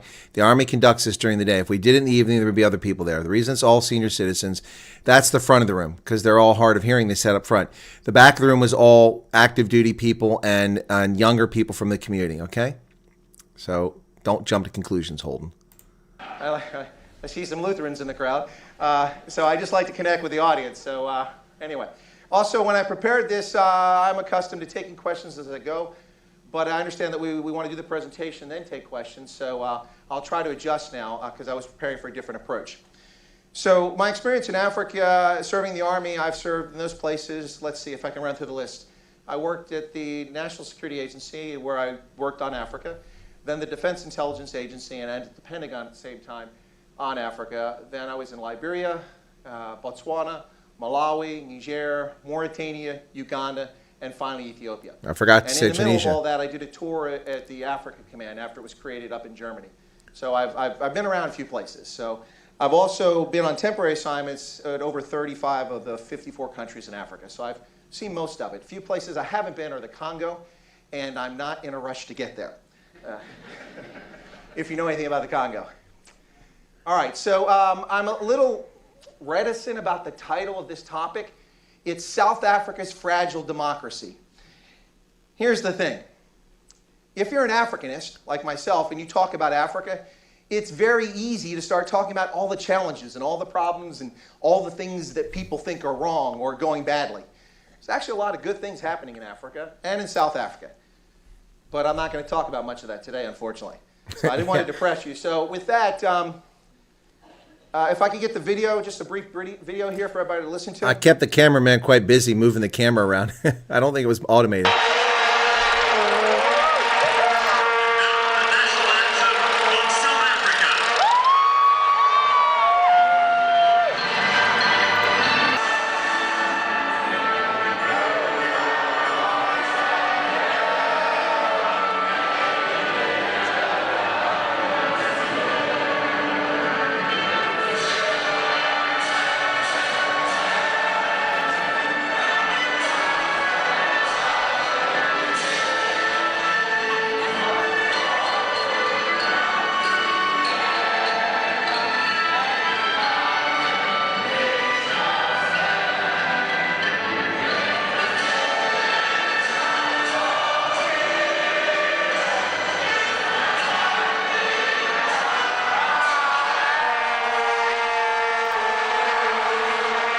There's the beer. Yeah. All right, that's fine. Thank you.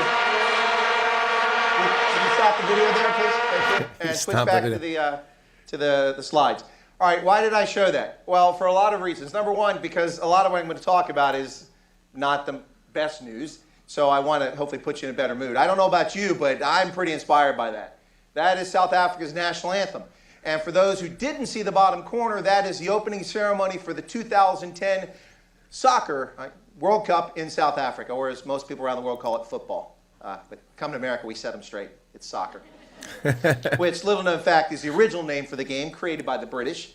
And they called it soccer until the 1960s when they abandoned it and started calling it football like the rest of the world. And then the Brits looked down their nose at us because we're a bunch of bumpkins because we call it soccer. But anyway, little side note. So the thing about that anthem is that it is an anthem that came from the original score. The music was played during the racist apartheid regime. They had the same song, just all the lyrics were in Afrikaans. Today the lyrics are in several languages. It's a multilingual national anthem. You'll hear Xhosa, Zulu, Afrikaans, and English in the anthem. And that's an important thing because that was an effort at reconciliation. This is not going to be a discussion of the long history of South Africa, although I'll have to talk a little bit about it just to frame things. It's going to be mostly a concentration on what's happened since 1994 and moving on. So also on a good note, if you look up here on that photograph, anybody recognize that? You know where it's at? Cape Town, yeah. Off the Cape of Good Hope. That's where the Dutch landed in 1652 and established a refit and rest station so that their sailors wouldn't get scurvy. They eat fresh fruit and fresh vegetables and things like that. And where Europeans first came into major conflict and contact with Africans in South Africa. There's a picture up here of a different group of South Africans. You can see that South Africa people come from many different races and different ethnic origins and speak many languages, as we'll discuss. You won't believe how old this couple is. No, I won't believe, and I don't care. I don't care. I don't care to see that. Anyway, yeah, hang on. So when the ad's over, we'll get back to it. Here we go. And this is important, I think, to set the framework. As Americans, most of us in here are Americans. There's a few who aren't. But most of us as Americans, when we think of a democracy or a republic, we have a particular perception, right? The way we do things. The way we go, where people run for office, how people get elected, and how our government is organized. Well, South Africa's democracy is not your father's Oldsmobile. You remember that commercial? Yeah, me too. So I thought that that would be appropriate to call it that. So it's not what many of us know or understand as a democracy. Does that mean it's not a democracy? Of course not. It is a democracy. People get to vote, and their vote makes a difference, and they elect governments. But the way they do it is a little bit different than the way we do it. And when we question or judge how South Africans do things, it's important to understand that it may be because of the structure of the system. And so that will be a part of this discussion. First off, South Africa has 3 national capitals. Well, last time I checked, we have 1. It seems to be getting more influential today, and as more and more businesses put all their headquarters out of Washington so they can be close to the seat of power. But South Africa has three. Cape Town, which is the legislative capital and where the parliament sits. Then there's Pretoria, which is the administrative or executive capital, and the government actually runs out of there. The national government is run from Pretoria, or as it's called today, Shwana. The name has been changed, but for the world, they still leave a small part of this town is called Pretoria so that embassies don't have to change their addresses and people don't get confused. And then the third capital is Bloemfontein, which came from Dutch as an Afrikaans word, which means blooming fountain. It's in the middle of a very dry area, and so there was a spring there, and they named it after that. Bloemfontein is the judicial capital. So three capitals. That in itself is different and unique. I don't know of any country around the world that does that. Also, this is a result of the apartheid era. The apartheid government had these three capitals. When the all-race elections took place and majority government came in under the African National Congress, they retained these capitals. And many of the structures that still existed today are antecedent roots. Their antecedent roots come from apartheid-era South Africa. So there are three levels of governance similar to the United States, although we have a few other layers if you look at townships and things like that. But South Africa has national government, provincial governments, or states, if you will, and then local municipalities. Now, the municipalities are interesting because at the end of apartheid in 1994, the official date, there were approximately 2,000 municipalities around the country with city councils and mayors and things like that. They built a new constitution, and that was refined. The numbers to govern South Africa, they have to appeal to more than just white folks. So they made a concerted effort to get more black Africans to join their party. And again, they get to select who the ministers will be. So they picked 5 or 6 black African ministers who joined their party, and then when they got their seats based on the percentage of votes, they put them into parliament. The first floor crossing exercise, every single black member of the Democratic Alliance left the Democratic Alliance and joined the African National Congress. Now that in itself is bad, but it gets worse because what did the African National Congress do? See, it's the party of the whites. They don't like black people. Look at this. You can see the perversions that take place with this going both directions. Fortunately, this disappeared. So it's no longer in South Africa's law. 12th official language, South African Sign Language, but it has not gone very far. So 11 official languages. No, government documents do not appear in 11 languages. That would be a bit cumbersome. They used to appear in Afrikaans and English. Today they appear almost exclusively in English, even though only 1 in 10 people have English as their first language in South Africa, which most people are surprised to hear. You think South Africa, they speak English here. Well, they do. Almost everybody speaks English to some degree. But for first language you grow up in the house with your parents, grandparents, only 1 in 10 people. And most of them are white Europeans. But these are the other languages you'll see. Afrikaans, English, and Ndebele. And the Ndebele is a language also spoken in Zimbabwe. You have Xhosa, where the X is there. Zulu, Pedi, Sotho, Tswana. Now the Tswana people are here in this region where that kind of pink color is there. I guess that's pink. If you go across right here, if you know your geography, that's Botswana, which is the land of the Tswana speakers. They're the same ethnic groups. There are multiple. Am I doing okay? Can I keep going? Okay. So, yeah, we should ask the audience, not the guy in charge, right? I was asking the guy in charge. Sorry, I'm in the Army. So, anyway, so social indicator. Let me point out a few things here. You can look at this chart. It's not critical. South Africa has some development issues. I mentioned a first in developing world economy of the company, but it's this medieval adverts. Adverts. Away from white monopoly capital and redistributing land and redistributing property. Zimbabwe tried this. I don't know if you followed events in Zimbabwe the last 20 years. It hasn't gone very well.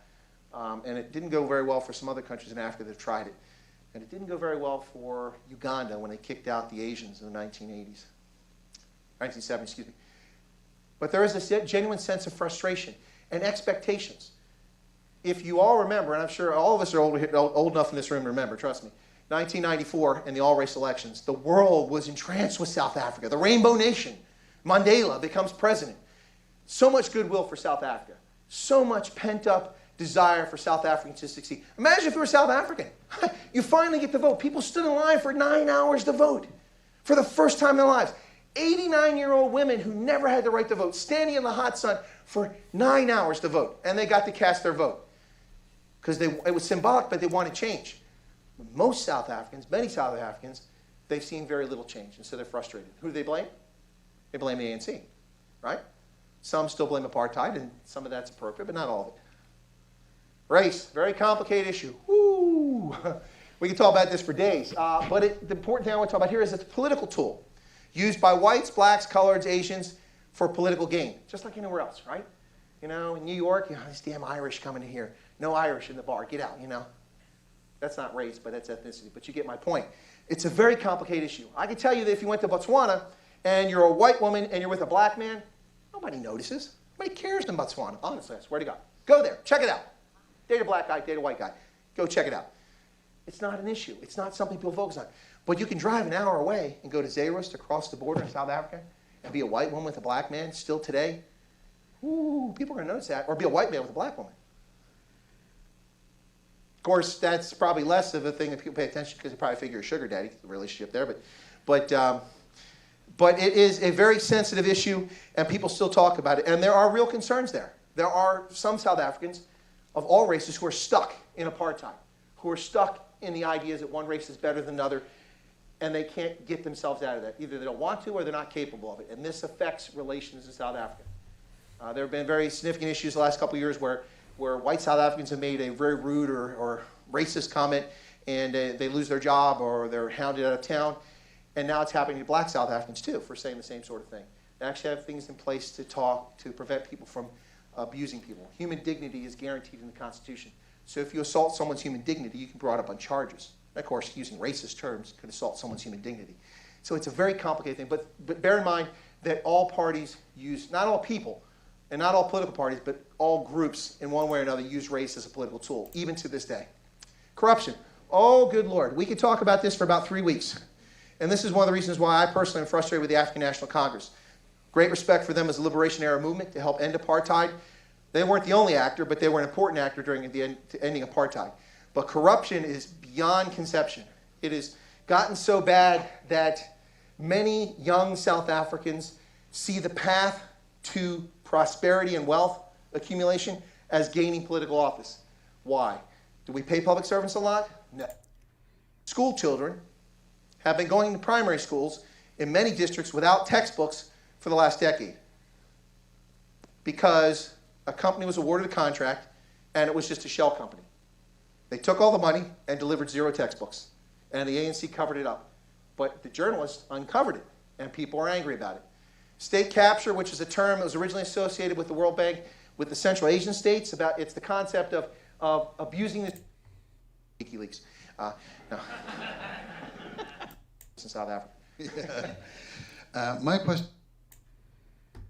So pregnancy, damage to young bodies, and possibly HIV. Now that's not everywhere, but it is a serious problem in education. So yes, no, it's not the level it needs to be. That said, Elon Musk is from South Africa, right? You know who he is, right? SpaceX, PayPal, guy's a multi-billionaire, got some great ideas, except this big crazy battery factory in California is not working out so well. But anyway, yes, so the education system. Yeah, Trevor Noah is also from South Africa, Sorry? correct? Trevor Noah. Trevor Noah, that's right. Yeah, well, yeah, I used to think it was funny when he was in South Africa. My question is related to the nuclear program that South Africa had in the 80s and 90s. Yes. How secure is that pile and the work that they have developed over the years to have a nuclear weapon? Okay. South Africa actually detonated a nuclear bomb in the South Atlantic in the 1970s, although they've never admitted to it, but they did. But no, that's not classified. I got it from WikiLeaks. No. You might want to read that sometime. Anyway, no, but they did. They detonated a nuclear bomb. They developed a nuclear bomb. They had a nuclear program. There is total confidence by the rest of the world and the International Atomic Energy Agency that South Africa has completely disbanded its nuclear weapons program, and they have nothing, not even precursor material. That said, they do have nuclear capacity. They have a nuclear power plant outside of Cape Town in Coburg, which has 2 reactors. They're pebble bed reactors, and it's a unique design which they've attempted to sell. Unfortunately, one of the customers they want to sell it to is Iran. So that's a problem for the United States and the International Atomic Energy. Okay, hang on a second here. All right. Did you hear what I just said in 2018? In 2018, I told the world at this event that South Africa is trying to sell nuclear technology to Iran. What did Donald Trump say this year on the 7th of February, 2025 as one of his reasons that he's angry with South Africa and the U.S. government's angry with South Africa? You're reinvigorating relations with Iran to develop commercial, military, and nuclear arrangements. Nuclear arrangements. And what did I say in 2018? In an open source public briefing. There you go, folks. They are now, unfortunately, another corruption deal, and I'll end this, I answer your question, but just one more piece about atomic stuff. Another thing going on now is that Jacob Zuma in 2014 traveled to Russia, where he met, by the way, Jacob Zuma was the chief of the intelligence service. I mentioned that previously. The guy running Russia, didn't he used to run the intelligence service, Putin? So two former spy masters got together. Zuma spent 6 days in Russia, and a lot of people are claiming that was the basis for a deal that's going down now with a company called Rosatom, a Russian agency that builds nuclear power plants, and they want to build a $70 billion nuclear power facility in South Africa. Money South Africa doesn't have, and oh, by the way, it's a country that has its own technology that's trying to export. So when we talk about corruption, imagine the money that will come off that deal. So, but yes, their nuclear weapons program is gone. I'm totally confident that's not a threat. I have a real short, simple question. Your first slide of... My answers are never short. This will be Cape Town. Yes, ma'am. There's a circle of white buildings around a green area, and I wondered if those are public houses, private houses, or government houses, the white ones. That, yeah. You talking about this here? Yeah, a big ring of white, yeah. Oh, no. Those are all No, private? maybe all of us, we put our money together, we might be able to buy a little efficiency apartment there. No, those are private housing. Yeah, no, it's gorgeous location. Now, by contrast, this area here, that's the soccer stadium. It's built for 2010. Not where they play rugby at, but they play soccer here. All of these are private residences, and that's the end of Africa down here, just past that point. But when you go out here, this is the main part of the metropolitan area, the center of town. If you go, right there, if you go a little further this way, out into what's called the Cape Flatlands, that's where all those informal settlements are. And it's just a few kilometers from downtown. So you see incredibly wealthy, next incredibly poor. Yes, sir. Okay. Hello, sir. I wanted to ask, how great is the threat of, say, white extremist groups now, like the AWB, even after the death of Eugene Tarry de Blanche, his death in like the late 2000s? How big of a threat and how violent are they in a threat to the South African democracy, and what is the extent of that, as well as also extremist groups within even the black groups as well? The short answer to that is that right extremism is zero threat to South Africa's democracy today. In 1994, there were a lot of fears that the right-wing extremists would overthrow the existing government, or they would undermine the move to democracy. That all kind of blew up in their face when a group of them went to what was known as Bophuthatswana outside of Sun City, and they tried to support or help lead an overthrow of the existing government. And it failed miserably, and you may remember images of the Mercedes where two wounded members of a right-wing Afrikaner movement were gunned down in cold blood by a policeman from that homeland. That kind of ended that threat. After that, in the middle part of the Odd decade, a group of right-wing white South Africans, Afrikaners, were frustrated with governance, and they formed something known as the Boeremag. And the Boeremag was a group that is kind of like a lot of groups in the 1960s. When you went to these socialist groups in the 1960s, there seemed to be a lot more undercover FBI and police agents that were part of the group than were actually, radicals in the group. The Boeremag was a real threat, but it was a handful of people, and they were ham-fisted, and they were infiltrated by the National Intelligence Services, and they were all rounded up, and they're in prison now. And there is no threat from the right wing that even the South African government acknowledges or concerned about today. From the other side, there are concerns not of terrorists, but political movements. All right, quit getting fixated on the frickin' pebble bed. I said that the South Africans developed a pebble bed technology, okay? They developed that working through Coburg. I didn't say the reactors in Coburg were pebble bed. If I did, then I misspoke, okay? Let's get over it. God, you people fixate on the smallest little things. They tried to sell pebble bed technology as a basis for nuclear reactors to Iran and to Russia, okay?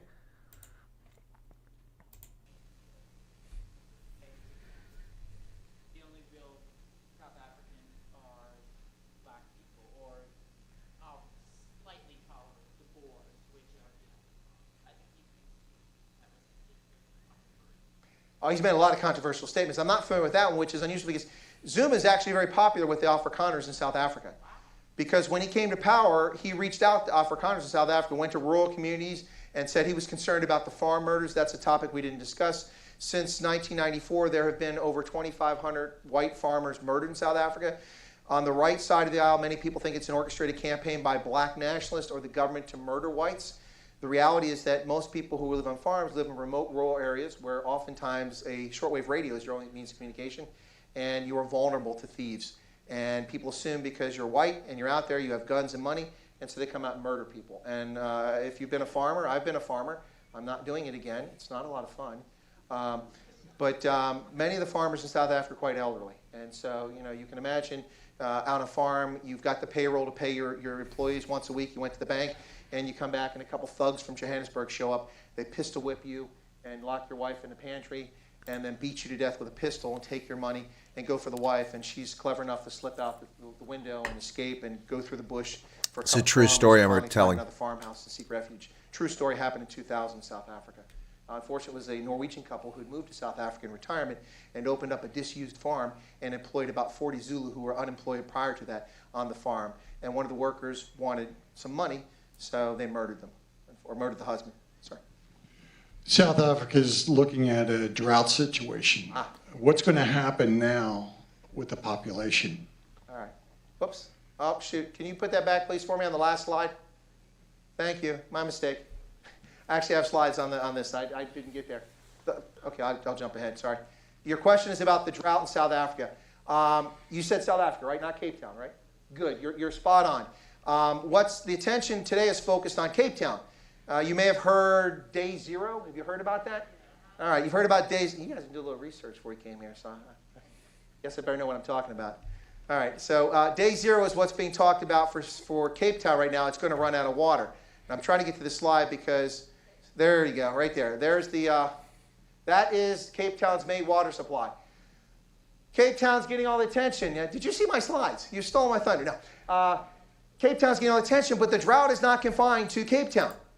That's where the press attention is. It's also in Durban, where the reservoirs are down to about 16% for that region, and all over Western Cape, and NMB is Nelson Mandela Bay.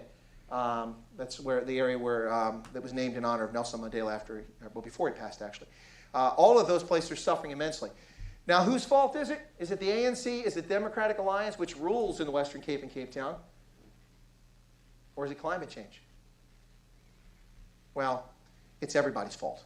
The National Party, which ruled the country, made very poor provision for fixing water supplies and provisioning water and managing water resources. The ANC, which was in power for a period of time, did very little to nothing. And the Democratic Alliance has not been very effective addressing this either. Is it climate change? Well, maybe it's climate change, but let me submit this to you. In 1911, 5 million people lived in South Africa. Today, 53 million people live there. Maybe there's too many people. Yeah, maybe. I'm just saying. No, but it's a combination of things, isn't it? But yeah, I don't know if I answered your question, sir. Did I answer it or no?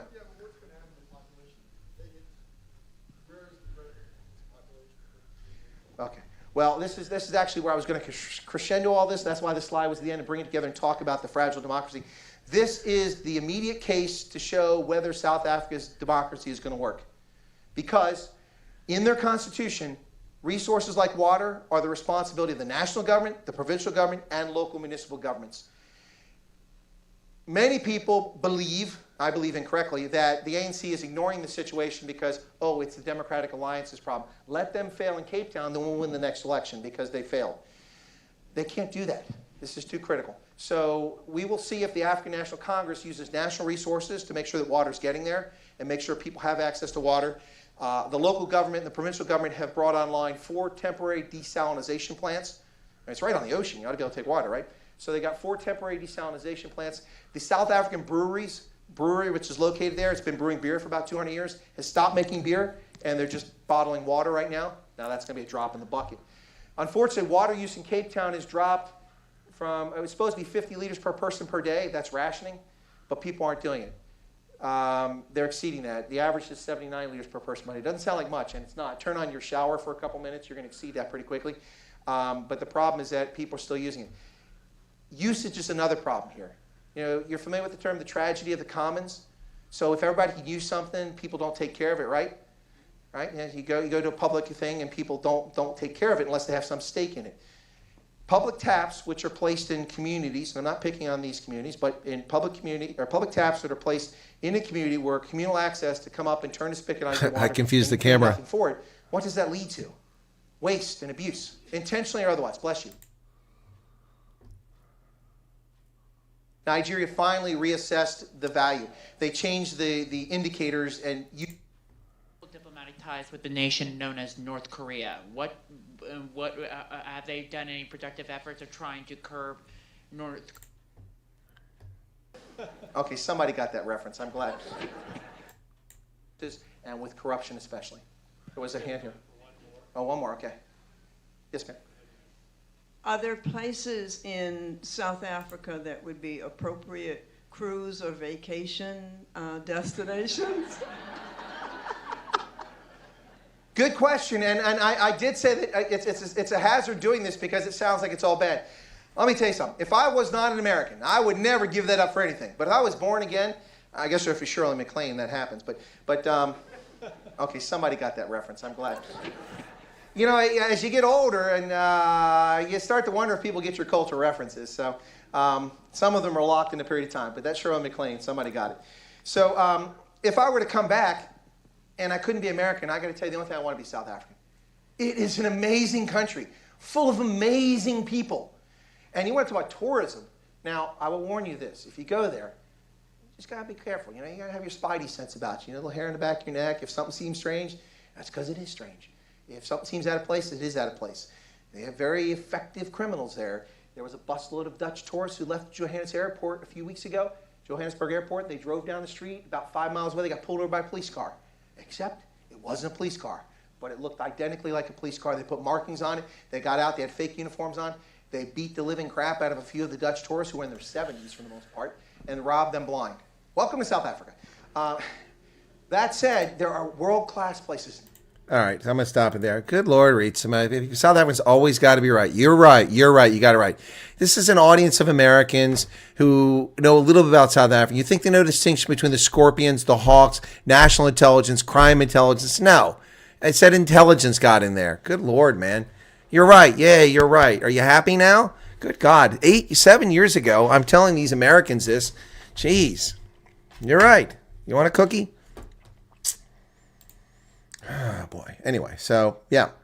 Great decisions brief.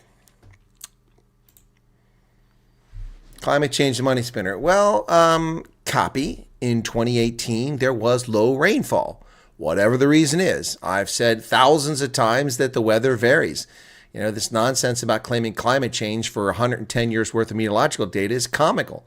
We look at ice cores in Greenland or Antarctica, and we can see all kinds of climate change. A little ice age over 1,000 years ago froze the Thames River for months. People starved to death. A third of the population starved and died in Europe because of basically, essentially, a nuclear winter without nuclear arms. Yep. I forget what the question, North Korea. It was some stupid question. That guy was asking some dumb questions. Crisis control, damage control, water wars, info wars.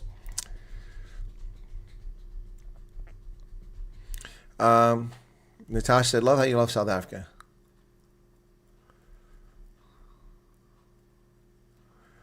Yeah, read somebody. You're right. Okay, got it. You're right. The distinction wasn't important for that group. You're going to sharpshoot me on that on a 2-hour lecture? Okay, fine. I don't know anything about South Africa. I got it all wrong.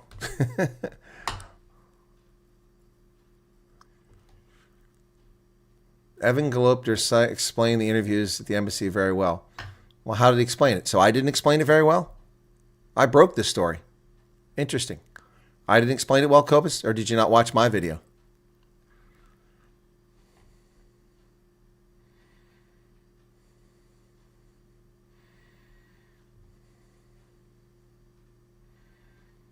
This sort of lectures are great for seeing the big picture stuff. I need more of them. Geographic content, but for every topic. Well, that was one I did at the War College. That was pretty cool. But I mean, I do stuff like that. When I go to South Africa, I always go to the Reformation Society in Rondebosch and I give a lecture. The first one I did was doing what's right, moral, and just in the face of injustice. That was kind of cool. And I do them every time. But the acoustics are terrible in that room because it's upstairs in the Livingston house, and sound's just really, really bad because it was an attic converted into working space, so the rafters are high. But yeah, if in fact I do come back to South Africa, I'm offering to do public lectures like this again. Okay, thank you, Cobus. Okay, Case is asleep. And the sheep is following control. What, Steph? What are you writing, Steph? Did I chase you away, Ritsima? I wasn't attacking you, man. You were right. I said you were right. I bow to your correctness. You were correct. Remember those days, 0 days in Western Cape was pretty scary. The environmentalists moan every time somebody... Yeah, and what they don't tell you is what... you didn't see it there, but what I talked about, what actually happened was the following. Too many freaking people... You go from less than 1 million to 5 million people drawing the same water sources. So those people aren't the same people that were around in 1911 who were using a little bit of water for cooking, a little bit of water for cleaning. There's industrial use. There's light industry there sucking up water. There's refineries sucking up water there. There are millions, or not millions, but hundreds of thousands of houses there sucking up water. You have car washes there. There were no cars in 1911 that were using car washing. So the water consumption per person per capita is exponentially higher. The number of people is arithmetically higher by a figure of 5 to 1. So 5 times as many people using probably 40 times as much water. And of course you're going to drain this if the water doesn't fall and you have sporadic rain. And then you have mismanagement. You have the tragedy of the commons. 30 to 45% of all the water that comes from the reservoirs never gets to its destination because they have not maintained the pipes. The National Party, the Democratic Alliance, the ANC, the Democratic Alliance are all guilty of not maintaining the water infrastructure for the Cape Town metropolitan area. Boom, shakalaka, case closed, done and dusted, finished and clar. That is the bottom line here. So the day zero was bullshit. And I said so during the day zero thing. I was on LinkedIn and I told people about it. And I said, this is bullshit. I didn't say bullshit, but it was. It was nonsense. If people had used reason instead of being idiots and maintained things, we would have been great. Aquifers, well, that's a whole other problem. You're talking about the underground. I'm talking about the reservoirs where they're drawing water from. Yep.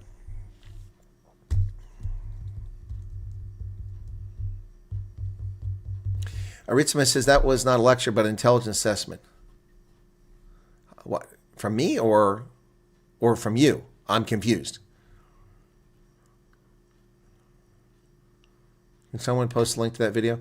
Yeah, I can do that. That's a piece of cake. I think I got it. Hang on. Let's see if it's here. No, that's not it. I'll get it for you. I got rid of it too quickly. I think I'm going to probably take pieces of it and put it up. Okay, so hang on a second. I'll get you the link.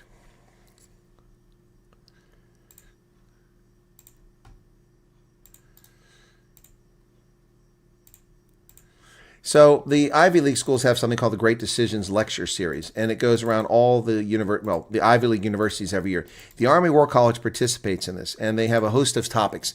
That year, one of the topics was South Africa's fragile democracy. As the African guy, they asked me to give the lecture. I said, sure. So I gave the lecture. That's how that came about. And it was cold. It was winter time, freezing outside, snow on the ground. These sorts of lectures are great. Okay, and get up there.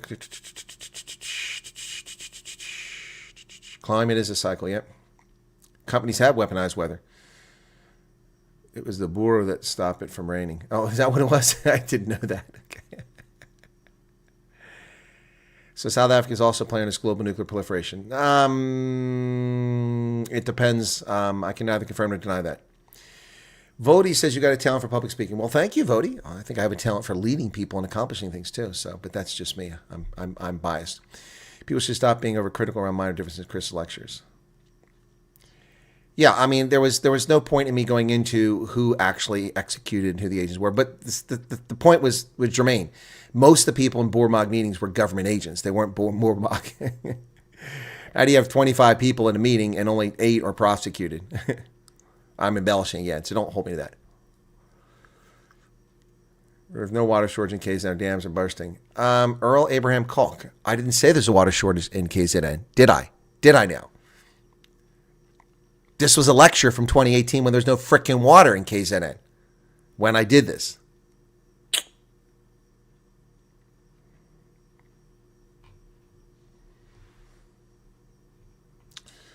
Jan van Riebeck stole... I heard that, Void. I heard he stole the water. I'm South African. I learned something from the video. Well, I hope you did, Martin. That was the idea. They bless the rains down in Africa. Surface of the water is contaminated, not usable. That's true, too. Well, the problem is that the Cape Town City doesn't have a brown water reuse policy where you do partial treatment so you get it through quicker and it's less damaging the environment and it's not entirely clean. So it's not potable water, but you can pipe that water and use it for gardens. You can use it for, sports fields. You can use it for things like that. Hugo Basson, welcome to you. Marissa, everybody that's critical about Colonel Exers, why don't you prepare? Yeah. Well, no, people weren't critical. I think somebody was just making an assessment that I got something wrong. And factually, that was incorrect in the statement. Yeah, but I mean, there was a reason for it. Read some correct facts, important as you always say. Yeah, correct facts. And I was factual.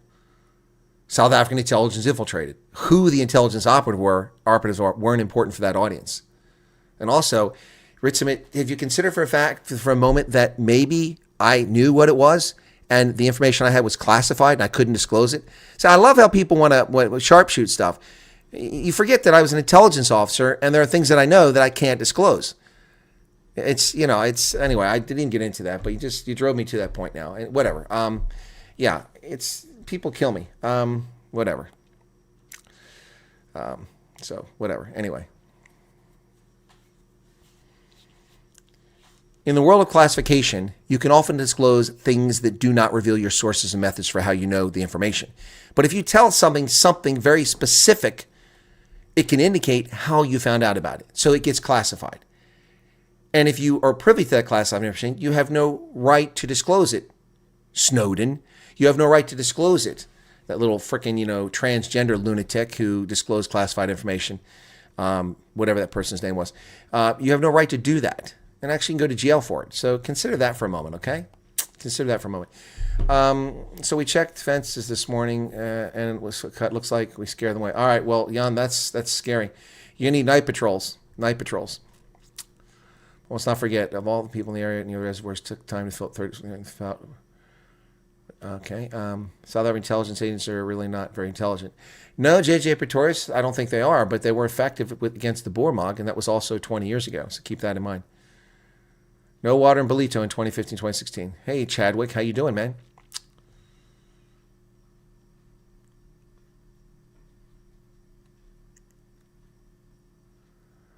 Rudolph Steenkamp, could you please provide me with the email address for the refugee program? There is no email address. Oh, wait. Okay, sorry. Okay, yeah, that address. It's at the embassy website, guys. Oh, my goodness. I guess I'm going to have to save this address, too. Okay.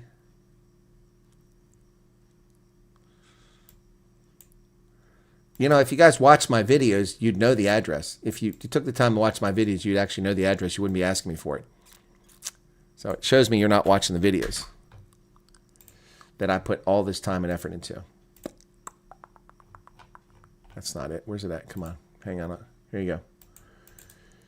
There's the video of the and I'm sharing this over and over again now because I hope you flood the embassy. That's what they get for not answering my question. It's very disrespectful of the State Department not to answer my questions. Try to do my country a favor by getting people off their back, and they ignore me. And they do so at their own peril. Imagine if I was picked to be ambassador and I get there and I remember, why did you ignore my information request? Can you imagine that? I actually become ambassador and I go there and the people that refuse to answer my question, then they have to work for me. Oh, that would be so funny. That's worth becoming ambassador just alone for that. He wasn't working for the NSA. He was working for a contractor that was employed by the NSA at the time. He stole the information. SAP's crime intelligence once tried to recruit me to infiltrate an Afrikaans group. They were worried about Boermog and Muslim groups, but not the massive anti-corruption. Yep, Peter O'Connor, see? Yep. They also eventually infiltrated Pagad, too. The USA does have many vested interests in South Africa, maritime route on Cape. Nope. How is it threatened? How is the maritime route threatened, Ritsima? How? By whom? Dolphins? Pirates? The South African Navy? The Chinese? Not yet. They've got a naval base in Djibouti, but they don't have the projection capability. So who's threatening the maritime route around the Cape of Good Hope? Who? If pirates show up there, we'll deploy a task force. If the Chinese get a naval base in South Africa, then we have a different ballgame.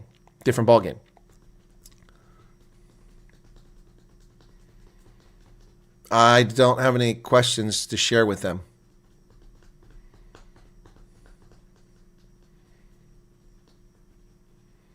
Yeah, Marcel, I think only some people watch the content because I provide this information over and over again. So anyway, it's there. Gentlemen can use it. In your email, you just have to state your interest to take up a refugee.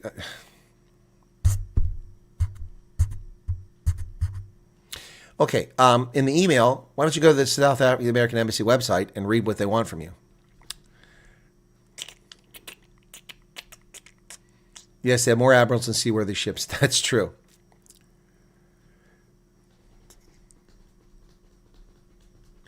Square Eyeball says Ingrid. They have all this internet websites. They sit for hours and look at silly TikTok videos, but can't do their investigations. Yeah. If I become ambassador, put them on my watch list. I like that, Bach. I should walk in, if I were the ambassador, my first day, and I'd put this down on the table. Put these down.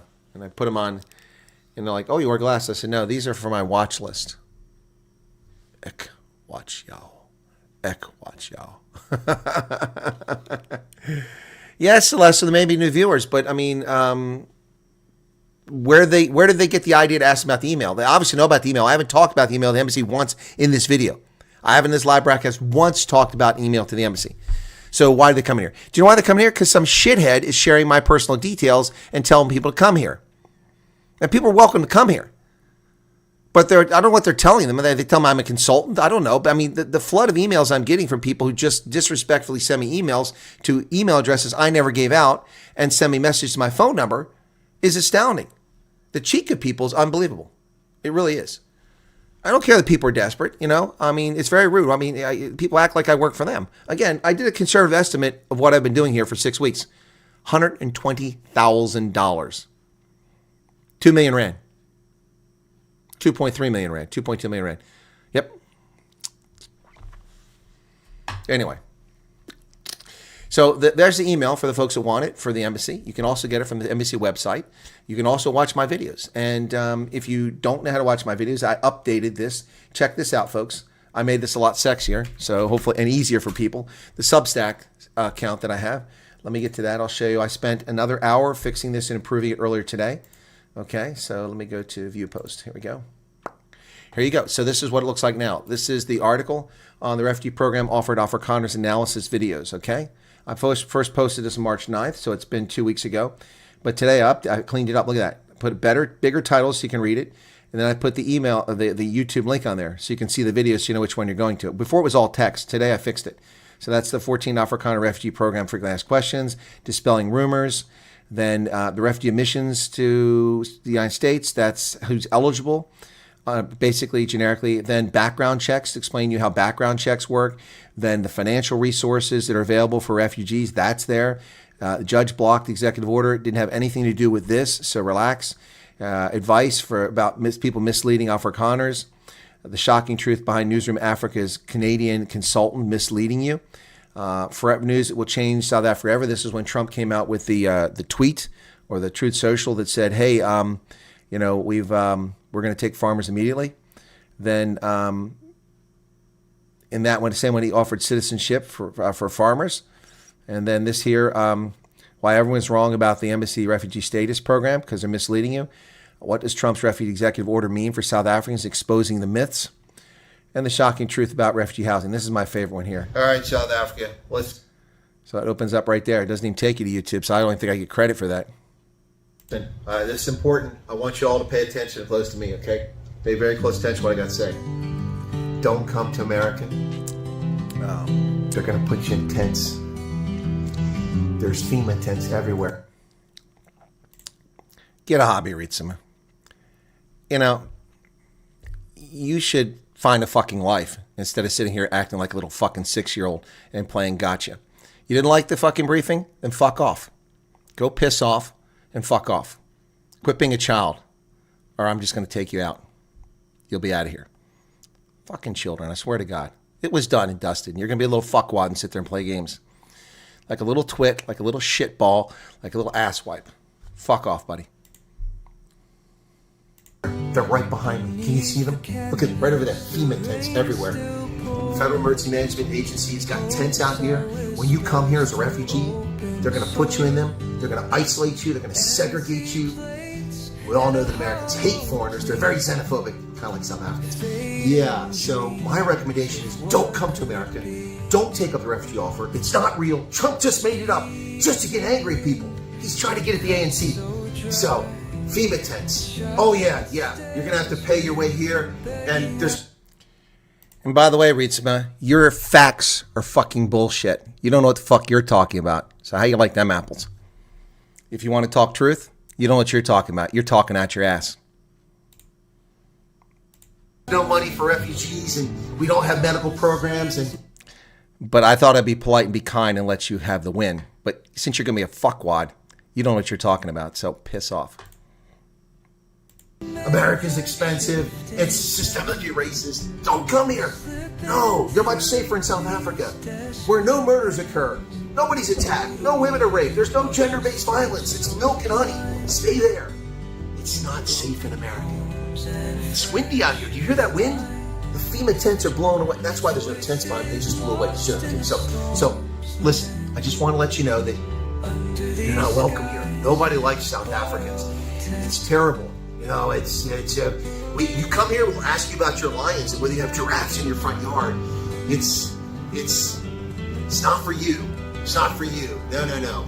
These are not the droids you're looking for. Don't come to America, South Africa. This is not for you. It's a dangerous place. Look at it. Look at the homeless. They're everywhere. It's not a safe place. You know, stay in Benoni. Benoni's much better for you. Ekurhuleni. Ituquini. Yes. It's not Grahamstown anymore. What's it called now? Makunda? So anyway, look, you're better. You're safer there. This is a dangerous place. Haven't you heard? Donald Trump, haven't you heard about him? He's a crazy orange man. He'll do anything. If you come here, he's going to put you in FEMA camps. And he won't let you have a bank account. And you can't buy property. And if he catches you making bribe rookies, 6 weeks in prison. Bribe rookies are banned in America. You can't make bribe rookies. Don't tell anybody.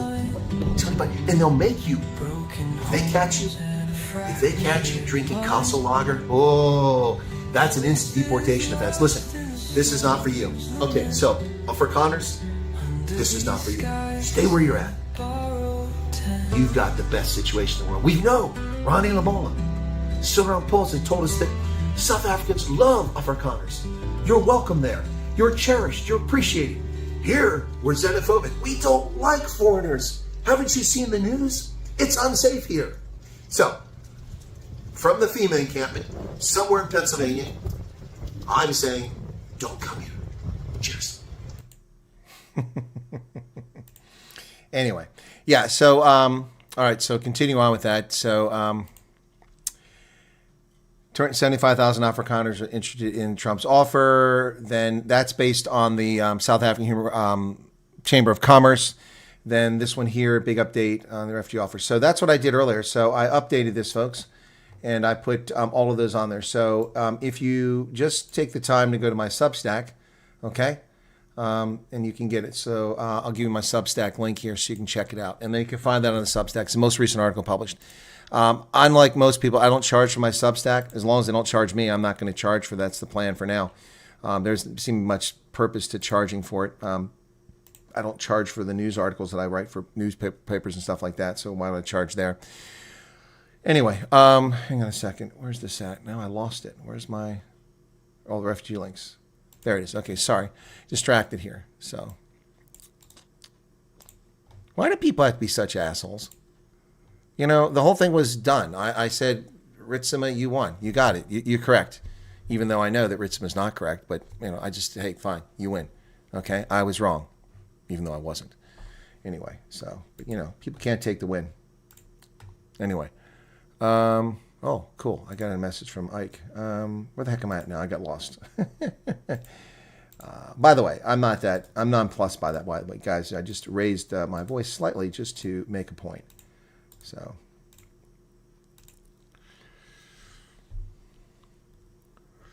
some people just have no manners, you know. That's nonsense. And whatever. Let's get beyond that. I don't really want to deal with that stupidity.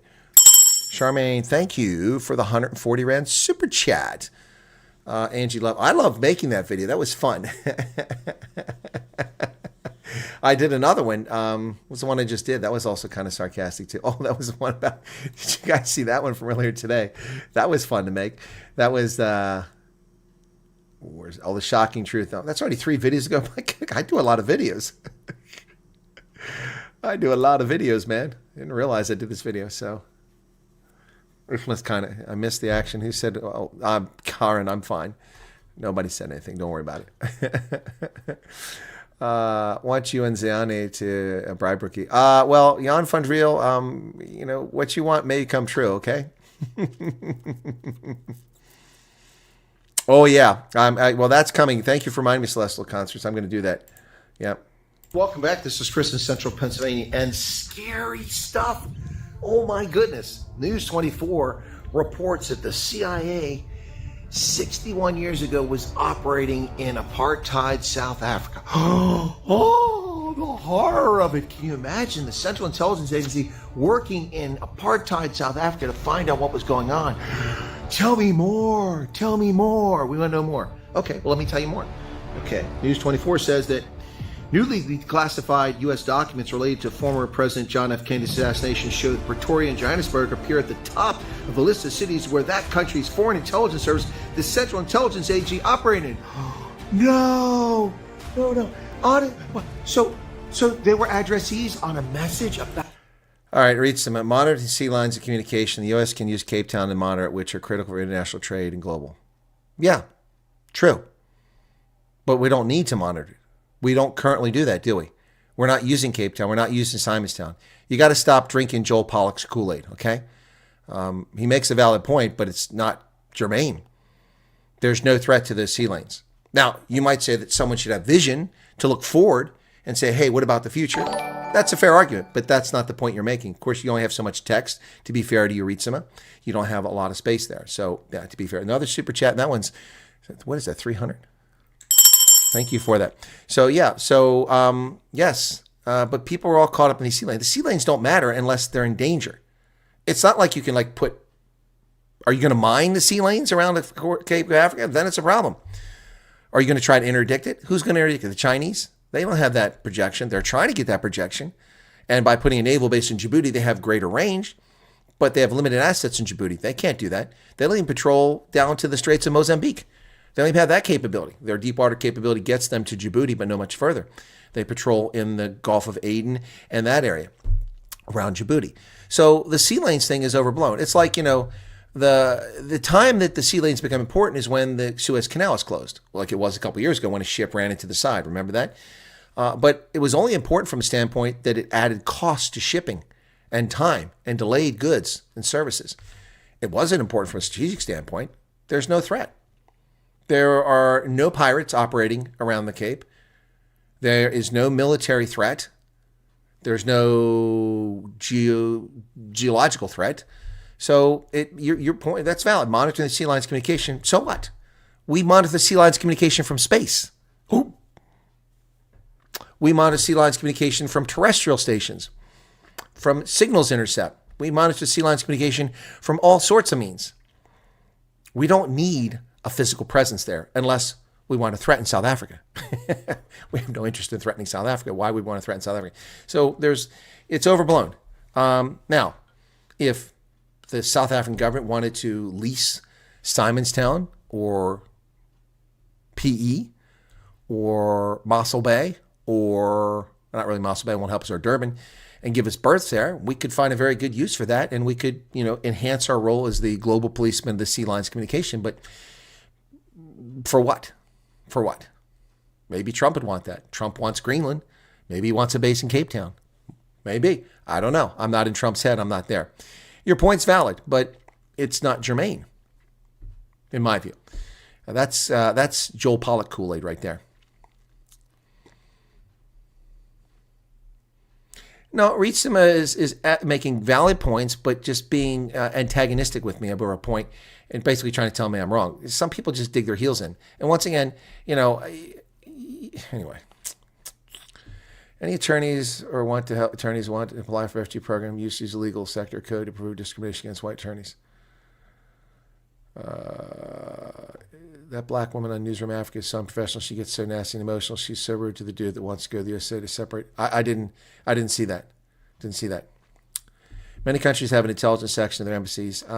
Okay, so Peter O'Connor. All right. First off, embassies are intelligence operations. Overtly. They're declared. Military attaches, they're there to collect information about the host nation and about other nations that are there. And political and economic officers are there to collect information so that our countries are informed to reduce tensions so that we don't go to conflict and we don't have disputes. That's the whole thing. The whole idea behind the Vienna Conventions is diplomatic protections, diplomatic immunities to allow people to do their business so they can gather information so that their countries can be informed. The South African embassy in Washington is got people collecting information on America. The consulate in Los Angeles collects information on America, even though their main purpose is to provide service to South African citizens. So it's just the nature of diplomacy. That's how it is. Now, the other mission, of course, is to interact with the host nation to directly to deal with these sort of issues and work together. And then you have the periphery. You have trade ties. You try to use embassies to build trade ties, cultural exchanges. All of that falls into it. But every embassy in the world is collecting information so that their home government is better informed. It's overt. It's declared. It's not a secret. It's not like I'm telling you Mission Impossible stuff. If South Africa can still rich uranium for Kuiberg and we still have some Hortate in storage, I don't know where that stuff is. It could be a factor for Iran's nuclear program. I don't have an answer on that one. And I'll be straight up on that. I don't know because I'm not read in any classified programs. And if I was, I wouldn't be able to tell you that. What did Nunick say? Oh, is that 300? Cool. Thank you for that. Taiwan dollars. Thank you for that. Wow, Nunick, that's very generous of you. Thank you for that. Thank you for that. Okay, where are we at? I haven't seen my live stream in a while. Okay, cool. Colonel's clearly grown up. Okay, what's this? That video's notification woke me up at 2 this morning. Oh, really? Well, I'm sorry for that. Sorry if random, but any... oh, no, that's... okay. Chris just... okay, already... why has the chat jumped up on me again? Okay. Okay, all right, there we go. Karen, don't get too excited. I mean, it's generous, but I mean, it's not $300 US. It's 300 Thai dollars. Okay, if it was $300, I'd be jumping up and down. It's very generous, though, but thank you for that. Colonel trained dolphins. Yeah, trained dolphins used for a lot of things, actually. Hey, Holt. Mackenzie, I may be a violent psychotic person, but the Colonel is the only real YouTuber. Okay, Mackenzie. Didn't know you're a violent psychotic person. Thanks for sharing that.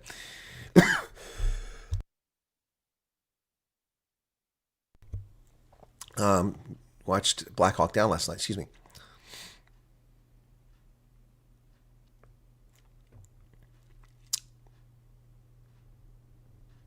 Oh, dear God. Okay, that's it. You've shown your true colors being a child.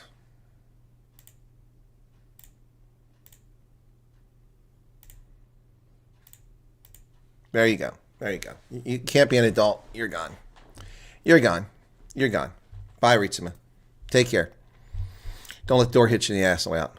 Oof. Is that the door hitting you in the ass? Bye-bye. Bye-bye. Bye-bye. You don't like profanity? Well, maybe you should go back to the creche. Adults use bad words. They use swear words. Boys have penises. Girls have vaginas. Boys have penises. Girls have vaginas. Rule number 1, don't insult the host. Oh, you just got Ibrahim Rasooled. You just got Rasooled.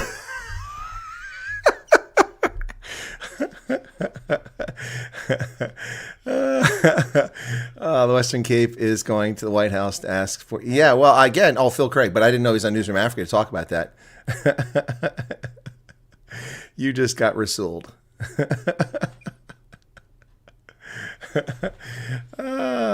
Yes, and Wyoming is bad for you. It is. It's really bad for your health. I mean, it's not a place you want to go. Now everybody wants to know about Wyoming. Oh my goodness.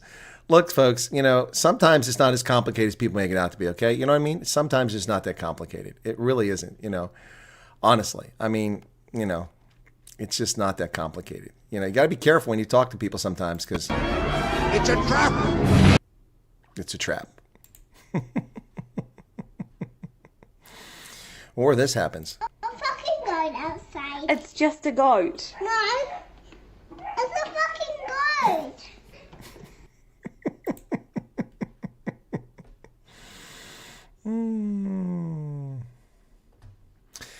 Cape Independence Group. Yeah, they're going there.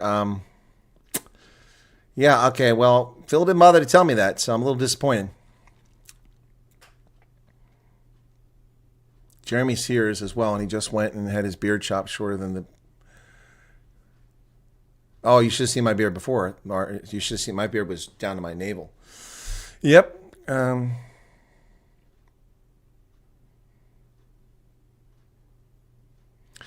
What people's interview? Oh, no, I didn't, because I know one person that's went. I've got information for 2 or 3 other people who have appointments, and I'm waiting for them to go and come back. So, yep. Just got Rasooled. I should make another t-shirt. Did you get Rasooled? Predictions for future South Africa. Well, if the ANC doesn't stop the nonsense, it's very grim for South Africa. Very grim. If people actually leave South Africa, if a bunch of people actually leave, it's going to have a huge impact on the economy. The farming sector will be grievously wounded. The tax base will be grievously wounded. And it's not a pretty picture. It will just descend into chaos. The criminals will rule the country. So, but it doesn't have to come to that. It doesn't have to come to that. But it takes adults in politics to behave themselves, and that seems to be impossible in South Africa. Yeah, don't get fired anymore. You get Rasooled. Yeah, it just came to me, culinary. So when Ronaldo tries to take credit for you just got Rasooled, remember you heard it here first. Just like Hate Wanker, okay? Because Ronaldo's going to try to take credit for that. All we are is dust in the wind. You should check the Newsroom Africa interview. Well, if I have it, guys, Karen, I don't have access to Newsroom Africa, only what they post on the internet, on YouTube. Okay, let me go look and see if I can find it. Yeah, no, look, I mean, Newsroom Africa unfortunately has a bunch of dudes that work for them. They have some good journalists, but they're not in the they're not in the newsroom. They're on the street. Newsroom Africa. Okay.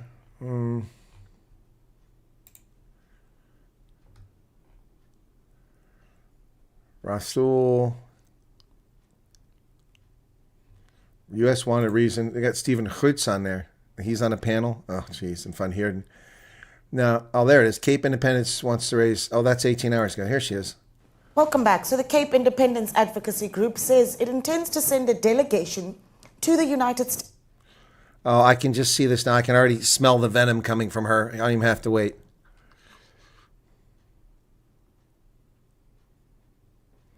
Your business interview of 8 months ago, the United States House of Representatives voted for a full review of South relations. Are there any due reviews coming up? No, that died on the vine. But isn't it funny? I talked about it 8 months ago. And now they're blaming Trump and Elon Musk for something that happened before he was even in office. States.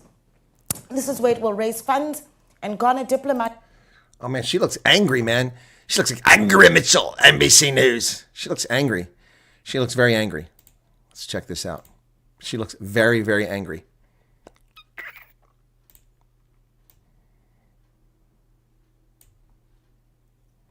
Support for its campaign to have an independent Western Cape. The group says it has written to President Cyril Ramaphosa as well as the DIRCO minister. Well, let's speak now to Phil Craig, who is with the Cape Independence Advocacy Group. Phil, a good evening to you. Well, it Thank you starts well. so much for joining us. You've written to the President, Ronald Lamola, as well as the Western Cape Premier, to say what exactly? Just to, in the first instance, just to inform them that we're intending to go to the United States and that we're going to lobby there for Cape independence. We've taken legal advice. We've always been an organisation that stayed within the bounds of the Constitution and is pushing for Cape independence democratically, peacefully, and legally. Yeah, we're not going to watch the rest of it. That's Newsroom's content. I'm not going to. So I'll take a look at it when I get a chance. Did I see the Rasool Heroes Welcome? No, it hasn't happened. He doesn't come back to South Africa until the 23rd. Yeah, I'm an ANC bitch, but we can't spell it. Yeah. Would love to hear your opinion on Finland, Russia. I hear nonsense, but would like to hear your intelligent opinion. Be filming on the border of Finland side for 6 months. Really? Werner, you're going to Finland? That's interesting. I love Finland. I've been there. Been to Finland a couple times. My thoughts? I think that it was in Finland's interest to be neutral. I don't begrudge them coming to NATO. That's pretty cool. By the way, the commander of the Finnish army gave me a commander's coin last year because of the training I did for him when he was here. It's an unnecessary antagonism, much like the Baltic states were. But the Baltic states are very vulnerable, whereas Finland is a very robust defense force and is capable of frightening the Russians. They did it in 1939 and throughout the Second World War when they did the continuation war. It's a small country, but it's a very strong, powerful country, and very smart people. They're very resourceful in Finland. So I'm not really sure where you want me to go with that, but I think that them joining NATO is exacerbated an existing problem. But I understand why they did it, and I don't begrudge them. But going forward now, we're committed to the defense of Finland under Article 5 of the NATO Constitution, the NATO Charter. So we are committed. So hopefully Russia and Finland never go to war because we'll be part of it. Good morning, Heather. The narrative that trusts the Southern agriculture is all the time highest. Yes. Being pushed by AfriForum? Solidarity? No, I didn't see that. And being pushed by SAAI? I didn't see that. Where are you getting that from? FDET? Man, that's a hard username to follow. Where are you getting that from? I haven't seen that. I've seen it being pushed by the government. Doretta Fundameva. I'm not saying they haven't done it. I'm just saying I haven't seen it. Hey, Phil Craig, the guy who thought he could win an election on social media. He got more than 2,200. Arctic.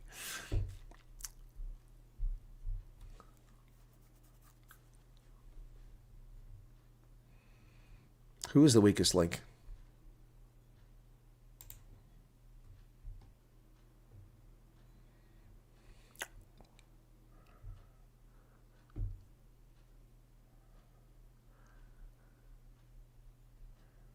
What are you guys arguing with? Now you guys are arguing about something. Stop arguing amongst each other, okay?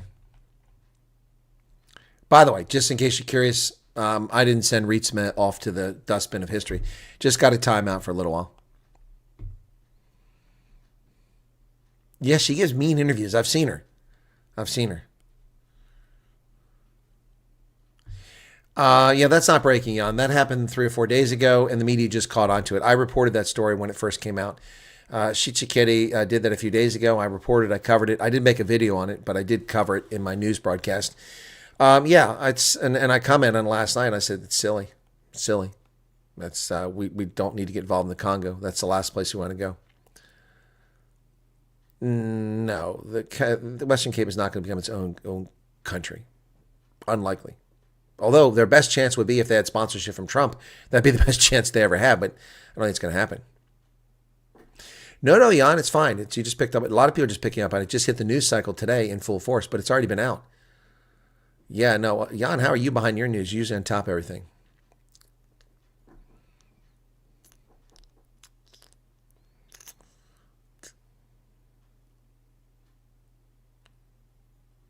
You don't think you'll ever get over the accent when Americans say Heather? Well, that's what the word is. How do you want us to pronounce it? Heather? Hother? Hoother? It's Heather. It's spelled Heather. I've never heard it pronounced the other way. You'll notice I don't say Lesotho. I do say Lesotho. Video of Hillary Clinton dancing in Pretoria. Stay away from the Congo. Exactly. That's the point of a secession. That's why the Western Cape has been asking for years. Elon Musk for sponsorship. Yeah, the acid spill in Zambia. I didn't see that story. Thank you for that. Give someone a timeout. Can they still watch? Yeah, they can watch the video ads. They just can't chat. That's why I'm saying reach some. She hasn't been blocked. You can still watch the video if you're blocked from a channel, but you can't comment ever. So I feel the same, but hearing nonsense. They have widened the border between Russia and Finland, but I don't see anything kicking off there. Oh, you're filming wildlife, Werner. That's incredible. I'm envious. You're there for 6 months. Werner, I'd love to get back to Finland. I've been talking about this for a long time. The time to come for me is September, if I could do it. So I don't know if I can make it in September, but I would love to come to Finland. It's been a while. My last time there, I was in Öland, and I spent some time there. So, okay, that'd be great to see again. Finland's wonderful. I've never been on the border with Russia. I've just been to Helsinki metropolitan area and then Öland Islands. What's it best for him? Stuck in Gauteng. Yes. All right, cool beans, folks. How long have we been at this? 2 hours and 42 minutes. Wow. 500 likes, a little bit of super chat revenue, including that big 300 Thai dollar chat. Thank you so much for that. You got Rasooled, man. Yeah, you got Rasooled. You heard it here first. You got Rasooled. You got Rasooled. Yep.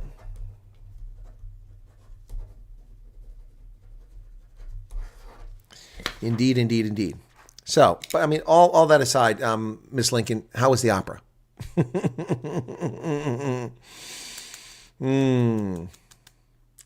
Have you been to Russia? No, Peter, I haven't, and I'll probably never go to Russia, which is unfortunate. It's an amazing, beautiful country. I'd love to see the Urals. I'd love to see Lake Baikal. I'd love to see Kamchatka. That would be a great camping adventure in Kamchatka. Yeah, but I'll never probably be able to go to Russia because I was an intelligence officer and they'd probably detain me for no reason whatsoever. Yes, Roxy, I reported on that on the news that he suspended the funding at the University of Pennsylvania.